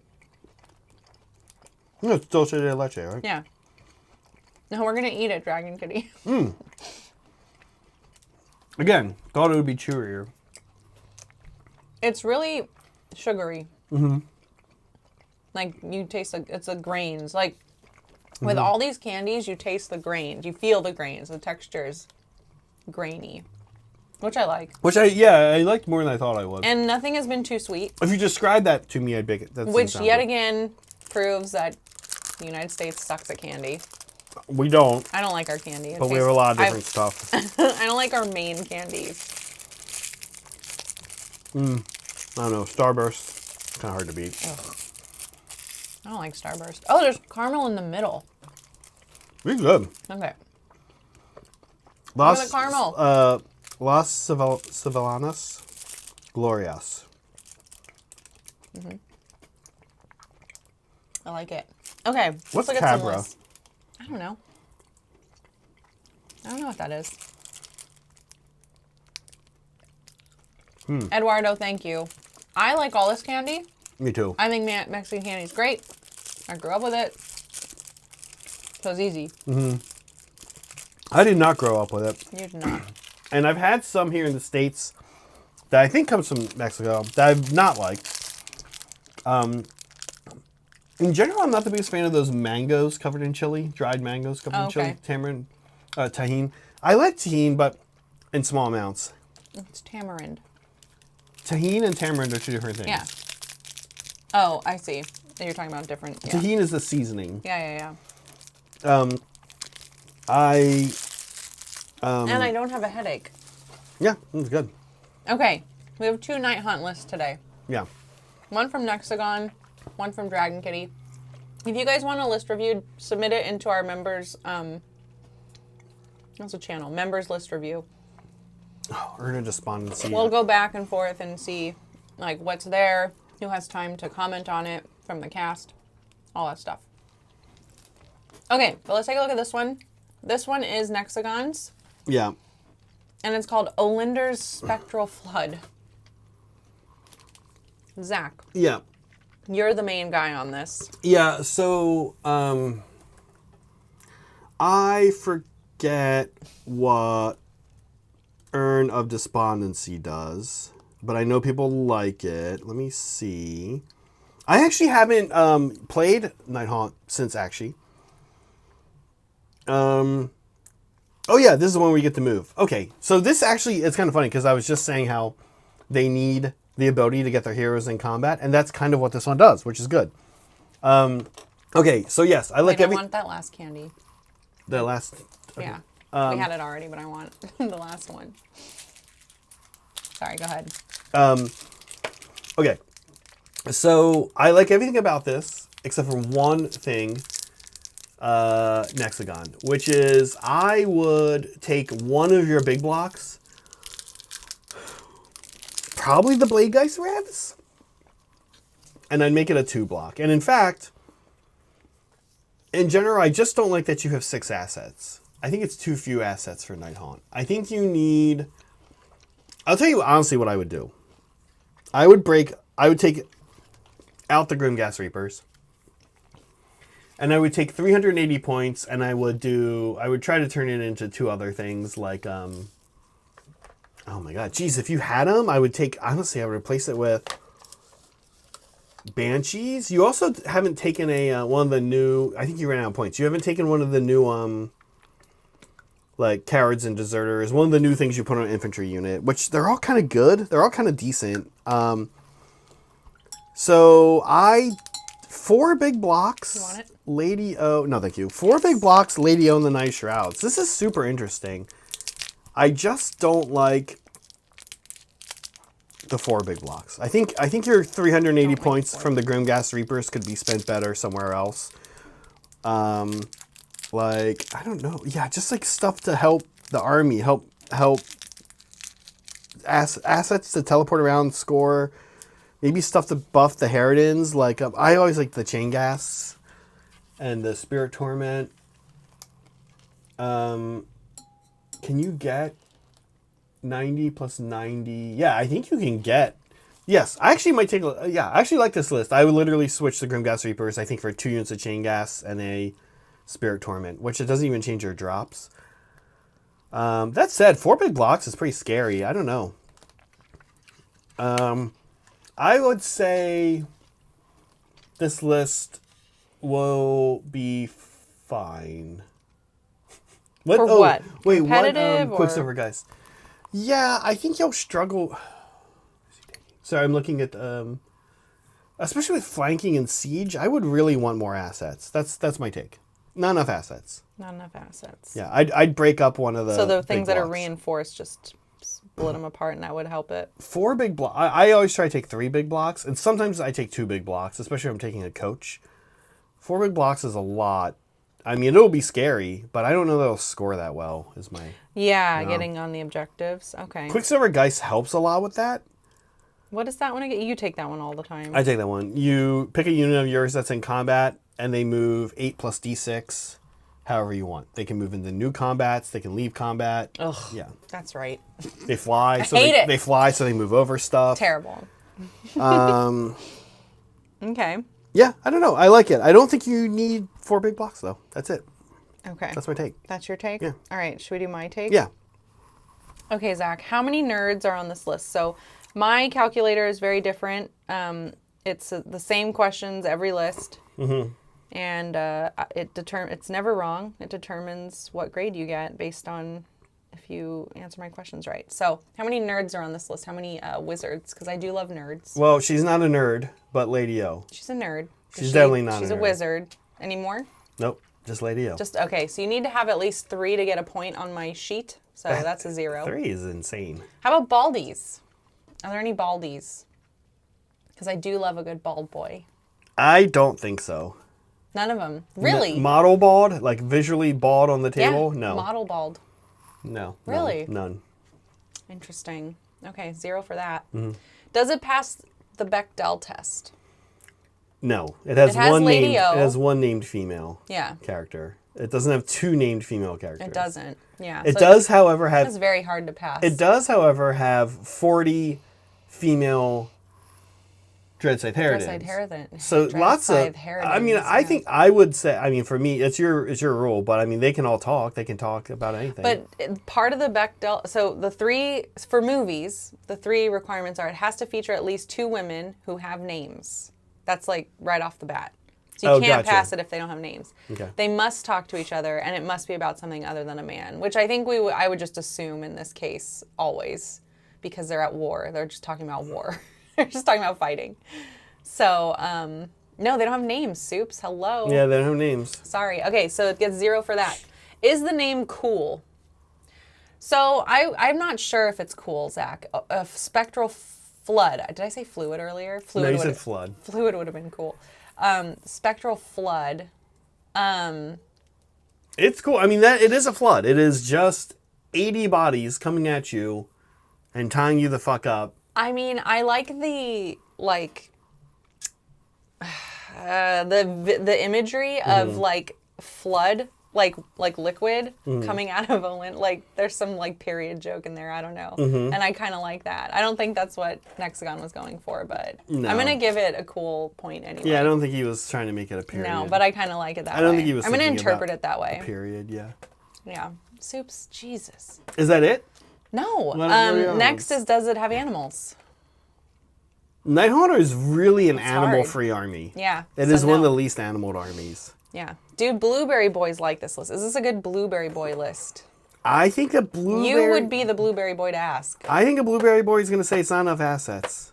You need to cover more of the board. All right, so they don't like it. That's a point. Oh, no, sorry. They don't like it. That's a point, yeah. And then is it oops all in nature? A little bit. It's kind of oops all big blocks. But I don't know. It's not oops all one specific thing. Does it feel? Yeah. Does it feel oops all? Would you do that with a lit? Like oops all big blocks? Like what? Is that a thing? It's 4 big blocks of horrible to deal with Nighthaunt infantry. That doesn't feel oops all to me. Yeah, maybe not. Nature, I don't know. Maybe like, not. Is that like it's not going for oops all big blocks? Is my point. No, I don't think so. Yeah. So no. Does it have Nagash? This is the only thing that can save it. It doesn't, but it could. So it's even worse. But it doesn't. It's even worse. Why? There's enough points for Nagash. He just left them out. yeah. There's just a spare 800 points. This is spare 870 points, and he just didn't even take anything. No. Okay. So this list got a D. Got a D on my calculator. Oh, sorry, Nexagon. Sorry, Nexagon. Wow, Nexagon got raked over the coals. Not Nexagon got raked over the coals. It didn't. Sorry, Nexagon. Thanks for playing. Yeah. All right. Next. It's like that weird. The things where like if you get 3 right, you get the prize, and they immediately get the first 2 wrong, and then you're like, I guess we'll ask you the 3rd one anyway. Yeah. Then you get it right. So annoying. Yeah. All right. The next Night Hunt list is by Dragon Kitty, who has been working on this list for a long time. Yeah. Was very excited to submit it. So we'll see how they do on my calculator. Well, I think his goal is to hit your calculator. Well, he's trying to satisfy both. Yeah. Was legitimately trying to satisfy both. Yeah. Right? Like, not too blueberry, obviously, Right, because of no, my calculator. that's what I was gonna say. Still a good list to play. Not just stupid, like the kind of list I would build. So I think that this list is actually pretty decent. That's good. I don't like Scriptor Mortises. I would replace your script. Oh, you can't fit him in there, though. You have 2... Let's call it, the name of this list is Haunting HOA Karens. Yeah. Yeah. Yeah. So. And you have all the reasons in the Discord. Yeah. Oh yeah. The list. I'll pull it up when we get to your part of things. Yeah. Okay, so I like this idea of trying to accommodate both of these, and I think it's not bad. It's hard. Blueberry wise, almost everything in here is really good. I like the reinforced banshees. I like the non-reinforced banshees. I like the Harridans. I'm pretty tepid on Lady O, but I think she's fine. Oh, okay. She's too many points kind of for what she does without a plus to cast. If she had a plus to cast, we'd be in business. I see. Or if the Night Haunt spells were better. Or if No Rest for the Wicked could be used in any hero phase. There's so many just 1 or 2 little things to make Lady O fine. Or she needs to come down, honestly, in my opinion, by about 40 points. The whole, I'm impossible to kill thing is nice, but it's not in and of itself enough. I see. Because outside of that, she's a 2-cast wizard. That's kind of it. That's impossible to kill. She has her own spell, which is a decent spell, especially in an army that has bad spells. Mm-hmm. But it's short-ranged. I don't know. It's fine. Okay. Yeah. The Lord Executioner is interesting because you haven't taken things on him that I think are what actually make him good. I think the Lord Executioner is the one model that's included, but it's going to be proxied by Baby Nagash, and for the sole purpose of having Baby Nagash. Okay. If I remember that correctly. Well, but that's let a me loophole. double check. Doesn't matter because you're not judging it based on that. Yeah, based on what I'm judging it by, this guy needs the Urn of Despondency, or he needs the Urn of Despondency, I think, if you have the points for it. Instead of Mirror of Echoing Failures isn't even that bad. I kind of like it. He needs the Urn, and he needs... Where's your heroic trait? I wonder if you copied this list. I wonder if he forgot a heroic trait. It's possible I deleted something extra. Yes, heroic traits, death, artifacts of power. Oh, yeah, it doesn't say anything next to it. Heroic traits. It just says death. I'm wondering if something got cut off. Heroic trait, death. It's under Lord. Okay, what is the heroic trait? Just tell us, Dragon Kitty. Yeah. If it's the one that brings models back, that's good. I always forget the one that costs 20 points, but it is the best one. Okay, here's what I don't like competitively speaking. The Lord Vitriolic, unfortunately, is not good. I wish he was. He's kind of cool. It's a new model. Games Workshop decided that they wanted to release a model and then have it not be something anyone would ever take, I guess, until a second pass. Scriptor Morris is even more interesting. In this case, they decided they want to release a model 6 years ago, have it be something nobody would take, and then after a second pass, have it still be something nobody would take. And now here, during a third pass and multiple other passes, continue to be something nobody would ever take. Dragon Kitty's taking it. Scriptor Morris is sorry, Dragon Kitty. Scriptor Morris is, and I understand it actually fits your Karen theme, but Scriptor Morris's first step into it's a trap. It's a trap. It's the Scriptor Morris, for folks who don't know, does one thing that sounds fucking incredible. In your hero phase, you pick a nearby Night Haunt unit, or you pick an enemy unit within 18. I like that. Good range. On a 3-up, your whole army is crit mortals against that unit. Very terrifying against Nighthaunt because this army, Harridans have 60 attacks when they're at full strength. You're just not going to hit the 3-up when you need it. That's the problem. You're just not going to hit the 3-up. You're going to have your go turn. You're going to start off. You're going to roll that. You're going to get a 2. That's going to be that. There's nothing you can do about it. Newer books have like, if they're already in combat. Oh, if you're, no, this one even works. The Executioners works the other way around. There's nothing. And then once he fails that, he does nothing else. He's not a wizard. He is horrible in combat. He doesn't have a shooting attack. He doesn't do any other buffs. He does nothing. So I hate this model. I hate this guy. I hate the model's cool. This model. But I wish they would just figure this thing out because it's been edition after edition now since this model's come out. It's been, in my opinion, virtually unusable. It's actually super irritating. Get on it. The Lord of Vitriolic the same. It just came out. It's new. It's a host of cute looking abilities. They're all 3-ups. None of them are that good. Like, Daughters have a artifact that makes a unit unrendable on a 3-up. It's an artifact. You choose to take it. You could take a different artifact. It's not on the War Scroll. And that ability is absolutely insane. The Script of Morris's ability is insane, but you're just not going to hit it when you need it. And then, like I said, the Lord Executioner. So yeah, finally the Royal Terrorgeist is interesting. I don't super know what this thing does. I forget the themed reason he's taking this. An animal. Oh, definitely Possessor. Yeah, definitely Possessor is bad, but I understand why you're taking it for the... Yeah, so your 3-foot characters other than Lady O are awful. And they're ruining this list. So Blueberry Boys would not like it. But actually your General's Regiment is... Well, never mind. Your General's Regiment's fine, except for the Script of Mortis. And your Banshees are good. It's literally your 3-foot characters. I kind of like the Terrorgeist. He could be fun. I think he's fine. That's me. I would say Blueberry Boys are not going to like this list. Okay, here we go. Yeah. Let's start from the top. How many nerds... That's a good way of putting it, Philip. How many nerds are on this list? One. Same one. Lady O. There's only one wizard? Oh, well, he called out in this thing that Mirror and Banshees act like nerds by shutting down nerd spells. But I don't. Okay. I think that's the case to me. Maybe that's actually the opposite. They're mean girls. They say like they hate wizard. They hate nerds. They don't cast spells. Right. They literally they cancel a spell and then hurt the wizard. They hurt other nerds. Not other nerds. They hurt. They hurt wizards. nerds. Yeah. Yeah. Okay, so there's truly only one nerd. There's only really one nerd. It's really up to you, Meg, how you want to. No, it doesn't matter. You need 3 anyway. Well, so even if those were counting. He has 2 units. The question is, are Mirror and Banshees? Are they going, well, actually, no. And are they nerds like that? Or are they saying, shut up, nerd. No spells for you, and putting their head in a toilet? What is in... do they have the wizard keyword or not? No. Then they're not nerds. That's how it goes. Sorry, all right. Dragon Kitty. So that's a 0. Are there any baldies? Yeah. Yes, he made a point of including a baldy. The Lord Vitriolic, he got 2 points here. By including the Lord Vitriolic, he picks up a bald point, and, well, Blueberry Boys like this list. And they will not, because it includes the Lord Vitriolic.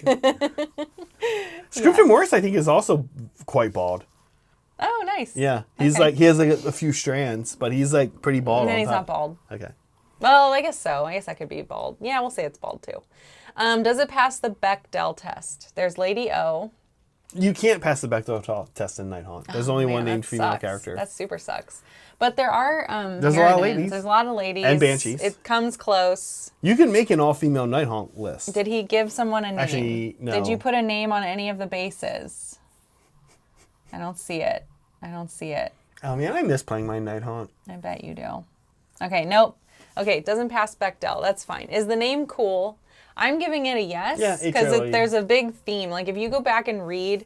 and we have the history turned off for everyone, so you can't. But there's reasons next to every unit. What does HOA stand for?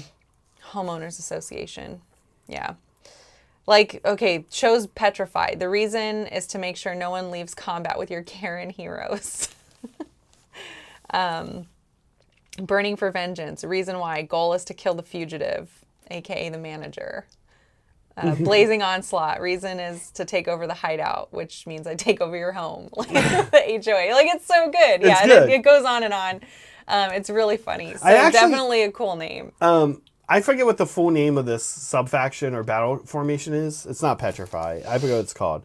But I've actually wanted to try it. It's really interesting. It's horrible. Everybody would hate playing against this. You pick an enemy unit in the hero phase, or you pick a hero of yours that's in combat, and you pick an enemy hero phase, they can't retreat.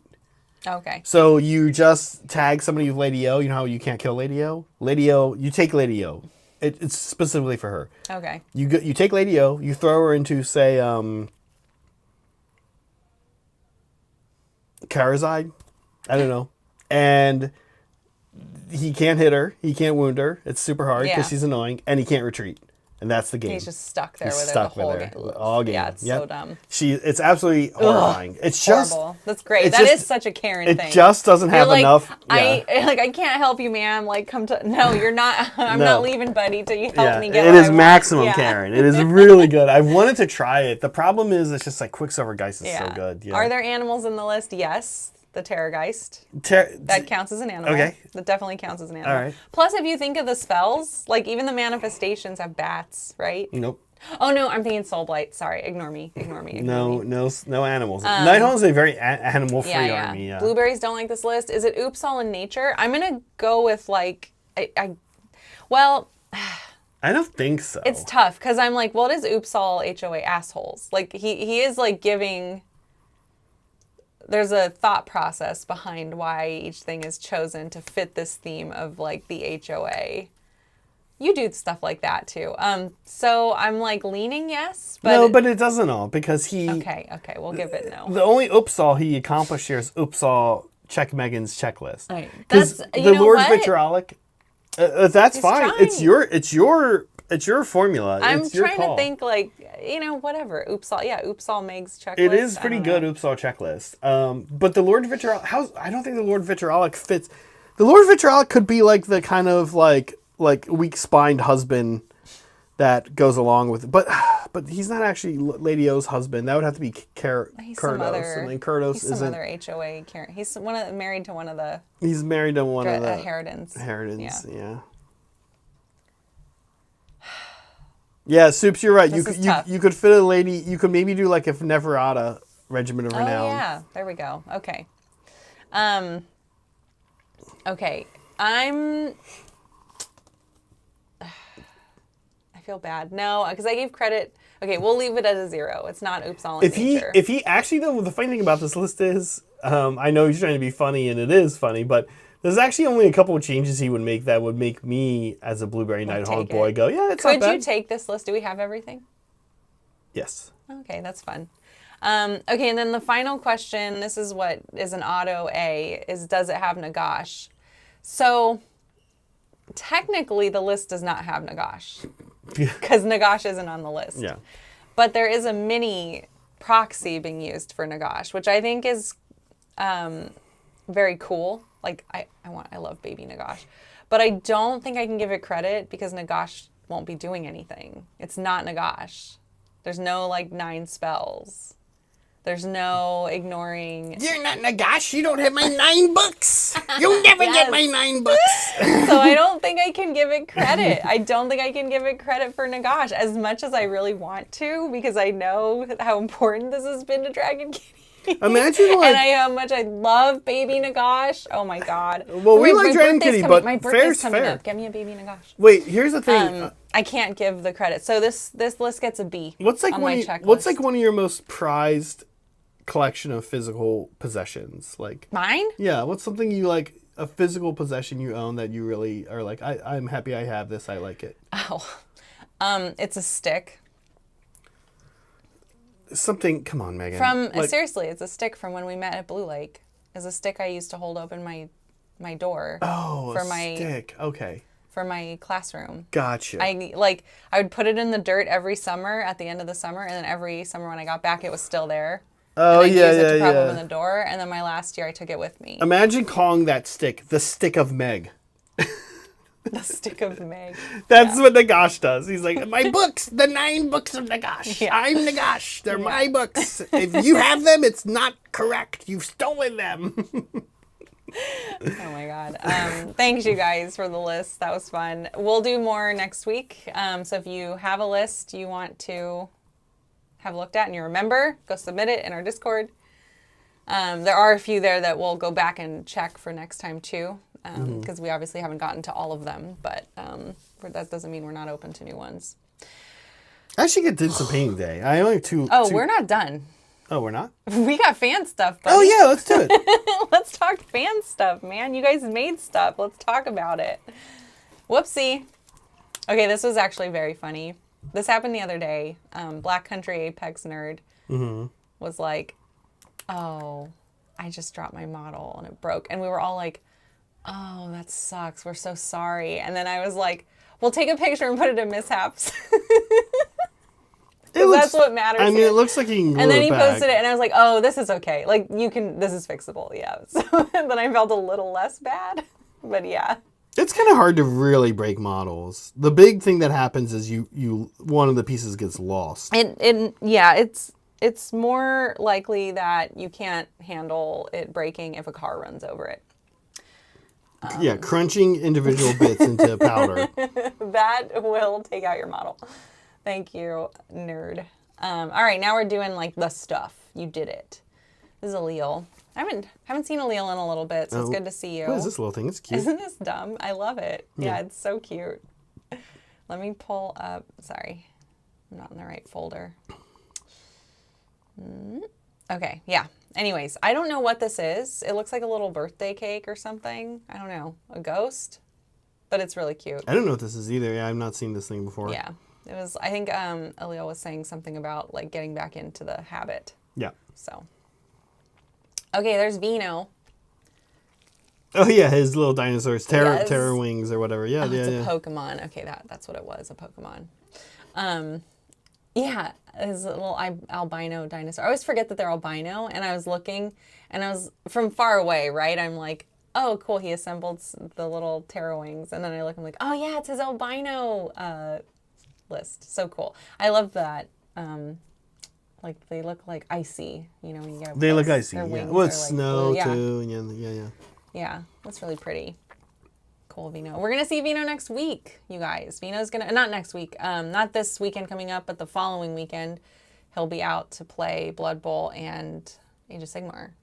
So that's fun. This is Gaminator. Gaminator, yeah. He actually posted a bunch of pictures, a bunch of models, on a shelf, and I just zoomed into a section of it. Oh yeah. But you can see the photo in the Discord. You can also see the person in the reflection of their window. I like the pattern on the squigs. I'm literally doing that exact same thing right now. Yeah, the spots. And he's got a little Gene Stealer coats going on. Oh my gosh. A little variety. I like here. that vehicle.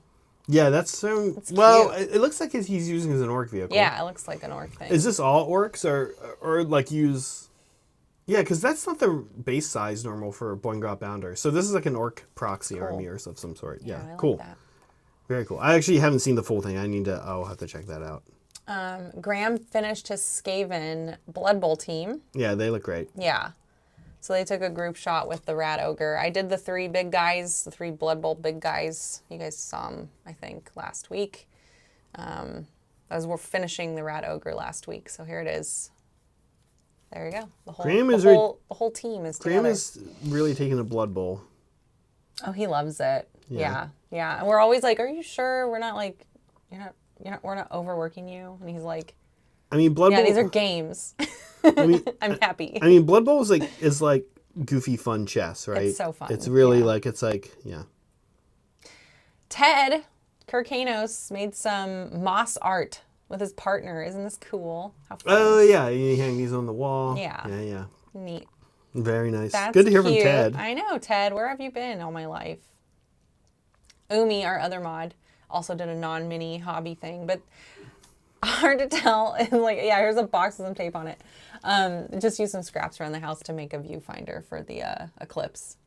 Gotcha. Yeah, that's what this is. A pinhole. I actually don't know how these work at all. I was like, wow, we're watching a deranged man glue tape boxes God. and tape together. There Cool. we go. Nice But no, job, it actually Amy. has a purpose. Nice. It did, Good to yeah. know. Good to know. I was worried All for a right. sec. Shoot, now I'm getting to the point where I'm like, who did what? Let's see. Sorry, gang. This is Droog. Oh, this is Droog. Sorry. Oh, yeah. Oops, I knew that. Bald boy. There's a bald boy. Yeah, I like it. Yeah, he's cool. He's so dark. Yeah. I like the like the white contrast. skin. Yeah. With the purple armor. So. Yeah. They're usually painted that way, right? I mean, because they are dark. Soulblight's always kind of dark. And having that white vampire skin really pops. Yay, yeah, it looks nice. Ooh, I love that sword, Droog. Nice job. Yeah. Model, is that just one of the myriad numbers of vampire? I think so. I was trying to place it too. I think it is just a rando, like a special edition vampire The or lieutenant, something. the Space Marine lieutenants of AOS. Yeah. Chimerics. Yep. This is a cool kit bash. See the the zine sheet. Oh yeah, yikes. Yeah. And the Night Hunt. Hunt. He's got Night Hunt. Oh my god, this is so fun. There's a lot going on here. Yeah. This is pretty. He's got a skull kit. I can tell someone has the skull Oh. kit. Skull kit's good. I almost picked one up from GK the other day. I was there picking up some stuff. Yeah, Game Castle, Santa Clara. Check it out, local. Yeah, they had one. I almost got it, but I didn't. Well. Cool story. Anyway. What else we got, Meg? This is good though. His stuff's always beautiful. wild. Yeah. This is Devin. Oh yeah, look at Devin. This Devin's is a really hard nice at work. bust. This is looking good. Yeah, I like the freckles so much as a freckled person.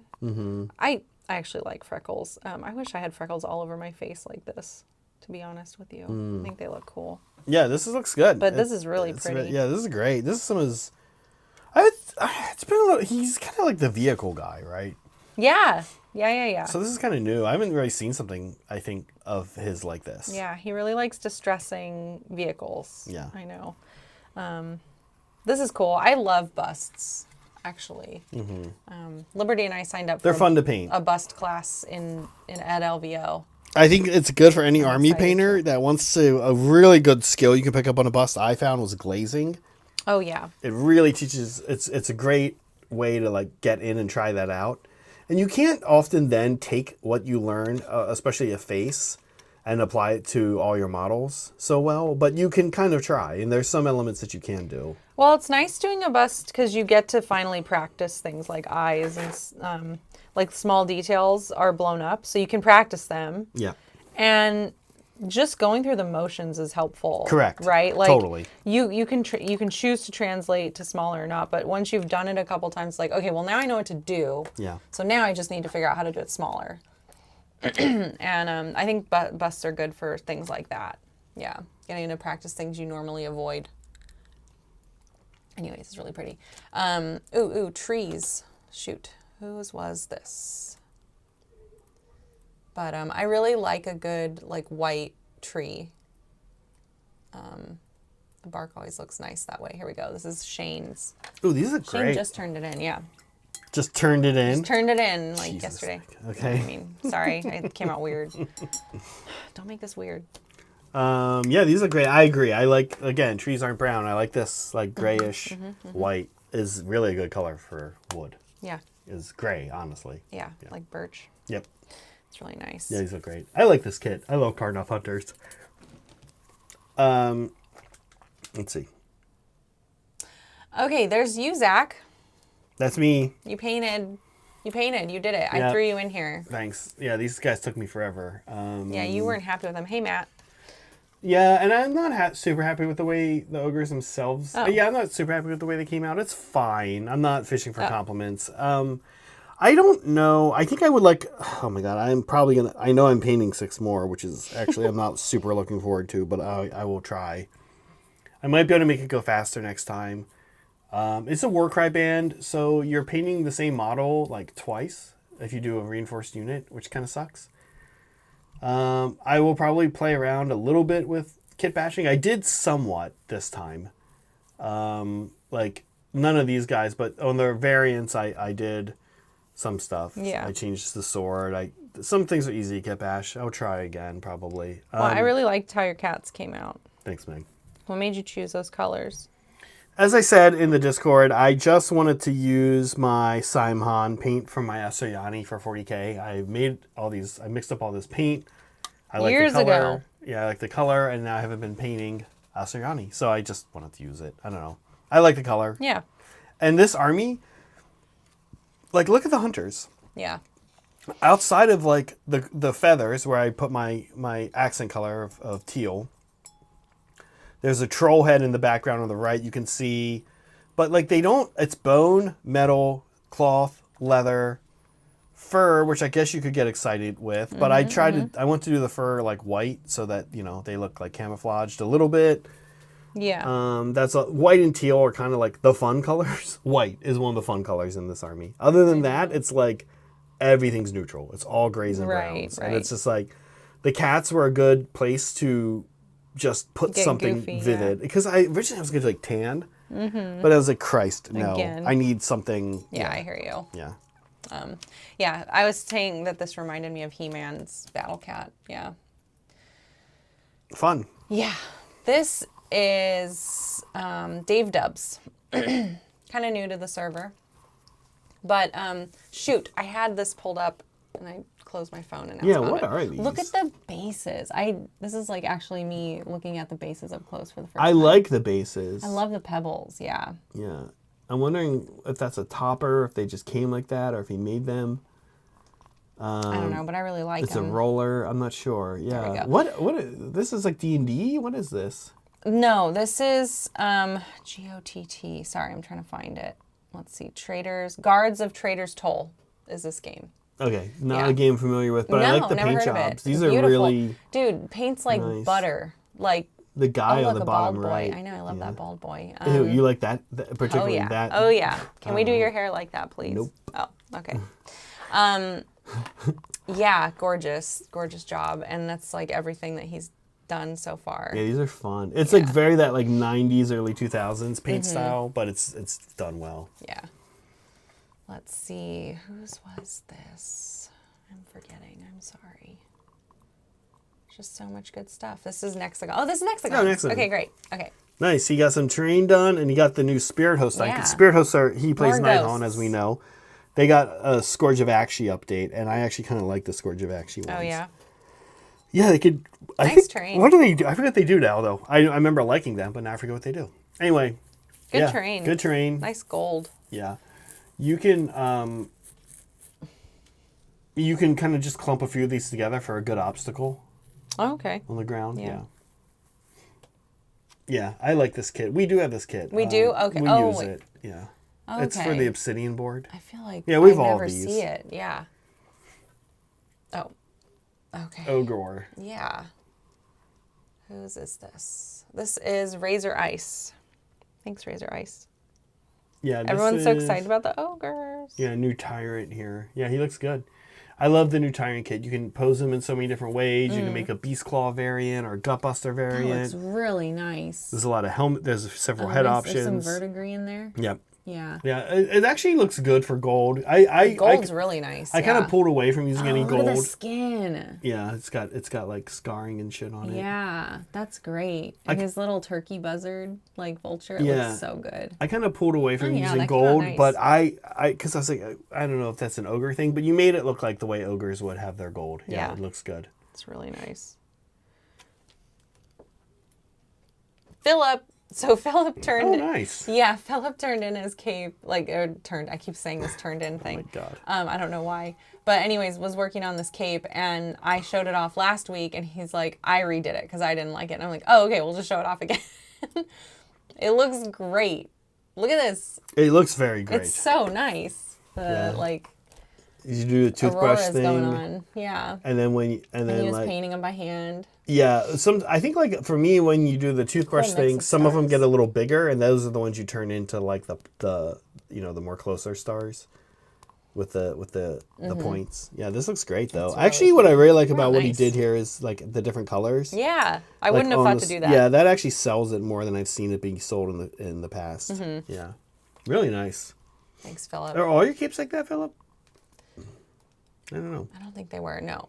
Cody Cody built a fence fence.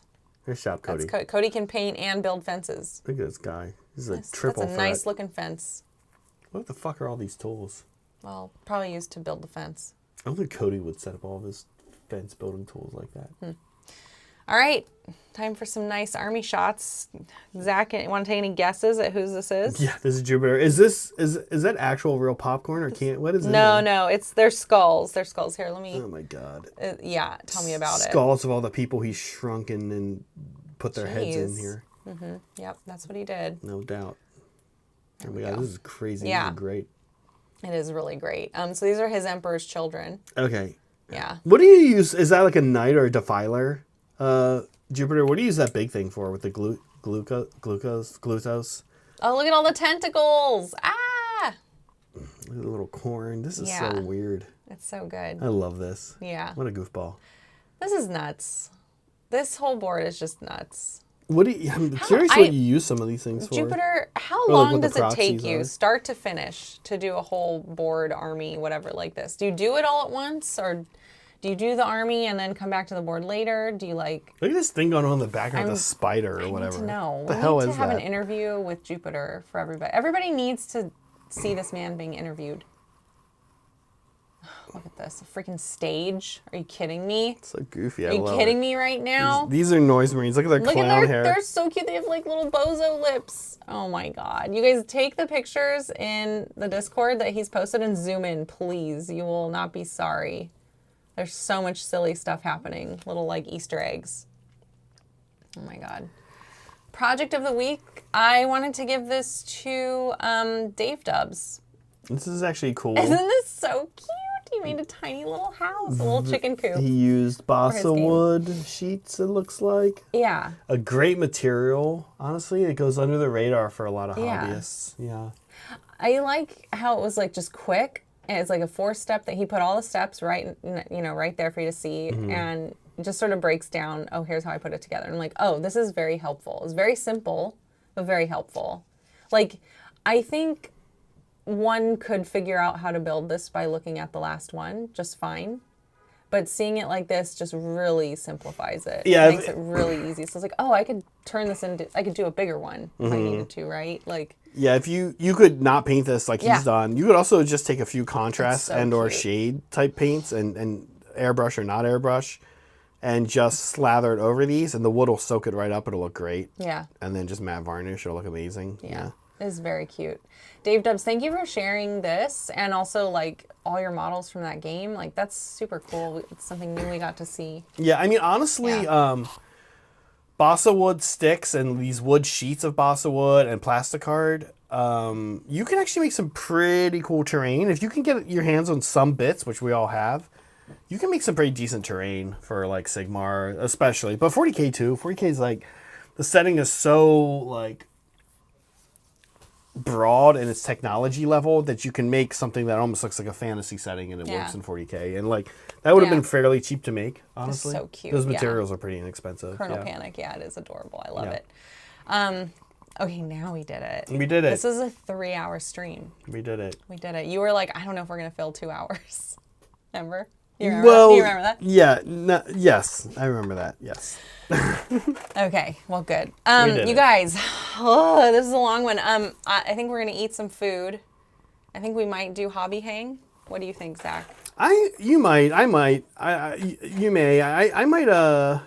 a kitchen day today. I feel like doing some cooking and some stuff. Yeah. Yeah. I feel like painting, if that's all right with you. Of course, yeah. Okay.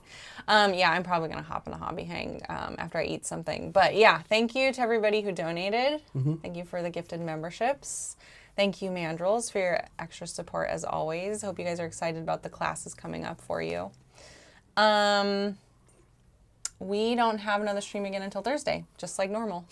Do you know who's involved? No, I don't either.